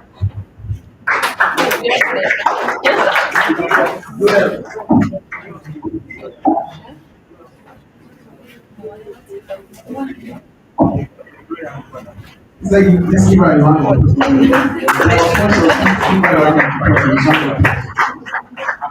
I said earlier, I have enjoyed today's event. The discussions were really engaging. Questions from people also made the session interactive. So I'm thanking you all for coming to this event. And to wrap things up, I'll be calling on the man of the hour, on the platform. The stand ovation, Thank you. let's Thank you so much. So, just can we suspend everything for? Can we suspend everything for? Can we suspend everything for 2 minutes? Thank you. I want all of the volunteers to come inside. All. And then I'm going to take about 5 minutes and we are done. Who's calling my volunteers to come inside? Thank you. Okay, so First of all, thank you for staying up until now. I know it's been a very long day. You know, in the next 5 years, when we are doing 5 years and you want to this event, I hope that I will see some of you there as well then. And they will remember how we sit here and that I'm so not this is probably the most I'm unintentionally. Maybe when I'm at the gym or taking a walk or something. Like to come somewhere like this and sweat, I can't remember the last time I had this. And for people to be here at this time, I think that you guys are very round of Alright, so that said, I've also got some feedback from people about the company. Which everybody has said that in terms of the substance of the events, it's been very wonderful. Who disagrees with that? Okay, that's something that I'm going to talk about people who made that possible. I know that when you see, it's very easy for people to see the point man and feeling that, we thank the point man a lot. We say, we say, we say, oh, Dolapo, well done. Or we say, Pastor this, or the general overseer, or the CEO. But what actually happens at the end of the day is that there are a lot of people who work tirelessly to make things happen. For example, it's absolutely impossible for me to have been the usher, the protocol, the moderator, the operations people, and all of the coordinator of everything today. I am my own ability to come here, make a few jokes, go by, and then everything is just going as good as it should. And that is because of the first two people that have probably seen hell from me in the last couple of months. I know that I have stressed them. Two people particularly. Peace and David. I guess what was this entire event would not have been possible without these two girls. And please clap for them for this. Yes. This entire event would not have been possible without these two people. I wish that our projector was so again 5 year anniversary. We'll have a projector. I'll show you when we went to a co-market with one other person that I was so introduced. Go to give them their flowers first. Please can you clap for them? Thank you. Thank you so much, peace. Thank you. We probably will still fight before the end of today. We fight every time. But what you can take away from them is they've been very interested in learning. This is the first time that they are doing something of this magnitude. And I'm just so proud of you guys. Thank you so much for being here. Now, there is a third wheel who who is there silent, but eventually then became very vocal. Like we told her to chill, let these two people take the lead, and then she came when we needed her. She really came to for us. That's Miriam. Miriam is always comfortable for you guys. Thank you so much. Thank you very much. Then I'm just going to thank all of the volunteers that I think they should come outside now. Thank you so much, all of you. That's my brother, Emmanuel. Yeah, you have to have that in this event. Yeah, thank you so much, Emmanuel. Musa, Ife, all of you. Thank you so much. Thank you. By the way, one interesting thing. Yes, and the rest of you are not. One interesting thing about this crop of people, apart from Miriam, Timmy, and Peace, the rest of them, and Ronaldo, the rest of them are students. Who won't believe it. And they've done amazingly well. Amazingly well. Okay. Amazingly well. Thank you so much. All right, so I'll take a picture with them. But before I do that, we'll take a picture. I don't want to take a picture. But before I do that, I just want to make an important announcement. So, like I said, this is a first one for the day event. We are looking at the day event. And I'm very excited. You will see. I've spoken to several people that have been very event. I'm looking at one of them like this. There's a main event. There's a main event. These are the dress rehearsals for the next event, the main event next year. But before then, I think that everybody should join the YG. If any introduce the YG, everybody should join the YG. You know why you should join the YG? You join the YG because the next generation of the smartest people influencing the most important things in AI Africa will come from that foundation. And I know that that is something that we hear a lot. People talk about all these massive things, but I think that the world is going to be different, and everybody should join them. You can speak to the fair, you should join them. Those guys are going to do something very wonderful. Next month will be a webinar where we will discuss in something I think is very important in the of AI in Africa. Um, Local language models, how Africa can, whether should be looking at creating multilingual language models. I think that's something very important, especially at the infrastructure level. So again, this ensure that at least the local people that are here and get excited about the more technical things, conversations that we have going forward. So yes, everybody should join watching. What else? And Utiba has given us 20%. Thank you very much. Are you the one that brought that in? Thank you. So Utiba 20%. You should speak with them. Where's the rep again? Yeah, aha. So that you can get the free. Thing. Thank you to all of my panelists. Sachet. I said I was going to specifically mention Sachet. So Sachet, that's CTO of Cora, right? And he was one of the first people that I spoke to about this.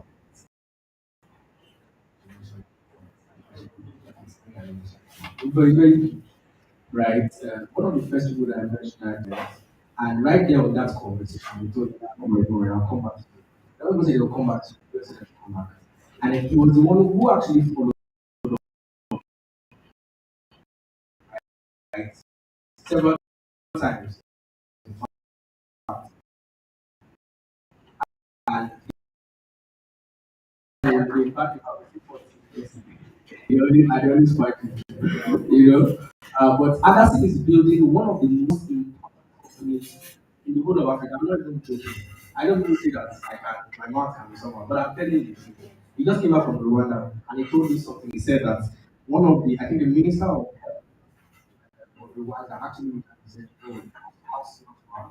You have brilliant which are being, I want you to be part of the whole of build our policy in Rwanda."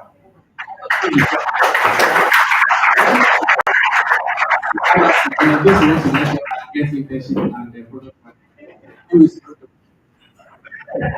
All right, thank you. So, and thank you very quick as well. Thank you, where's Jimmy? Thank you so much, Jimmy. Thank you. Jimmy doesn't talk, he doesn't go out, he doesn't do anything like that. And then we're having the Quora Sundown next week. Next week, on the 8th on the 8th of November. You should come out. Quora AI Sundown. I'll bring you from all over the world to Quora. 180 Freedom Week. You should come as well. The last set of people, all my panelists are there. Hey guys, thank you so much. Yeah. So another interesting thing, sorry, I know, but let me thank you. Another interesting thing about being that was that up until I think 2 nights ago, so yesterday, we were still trying to figure out how we would ensure that everybody in the world hears about this event. Benga was also one of the first people that I told about this, and they were very stumbled a lot of things, shared a lot of things. That into some of them. Thank you so much. I really, really appreciate the time. Then, last but not the least, last but not the least, after this one last time. My Quora people, one thing is that Quora, they are big people. Somebody said something one day, she came to our office and said, that, "Why is it that all of you have cars? It's not a lie. If you come to 180 Freedom Way, there are cars everywhere." Big people. One person oversaw that for 5 people. Right? And she's here. And guess what? I forgot to even take her because she's not, we call her text of London. Who is not, she's not text of America. Get it? That's one why I know, sorry. She'll be like, yeah. So I saw her on TV and she said, "Yeah, thank you so much. I really appreciate it." And not the least, the final one. Ah, thank you, Aggie. Thank you, all my brother guys that came. That's the head of marketing now. People think network will get their contact. Like I give you job. All right, thank you so much. The final people, my emotion people. Ahmed and Ridwan. We've actually been we went to the same secondary school. I've known these guys since 2006, right? And I'm just very happy that as we are going on my own way, I'm always very excited when I see people from that place where they really meeting all of us from. Well, look how we are. And one of the biggest people that organized most shots that is very proud. He got to rate our event because an editor at senior editor at Kabal. It's like I don't know. And my friend, Owe Dami, one of the power movers and shakers, I think that's what people get money. I'm mentioning them, so you understand them. And thank you so much. Thank you. If I not mention you, it's because I was in my heart. Thank you, everybody. It's been a wonderful day here. See you again. Oh, and by the way, thank you, Efe, and and and Manny from Port Harcourt. Thank you. Even me, I'm not just thank you so much. Thank you, everybody. Ah, Rebecca. Thank you so much. Thank you, everybody. Thank you for your time. Thank you for staying up tonight. And the event is officially closed. For you, so just take the pictures and then yeah, everyone.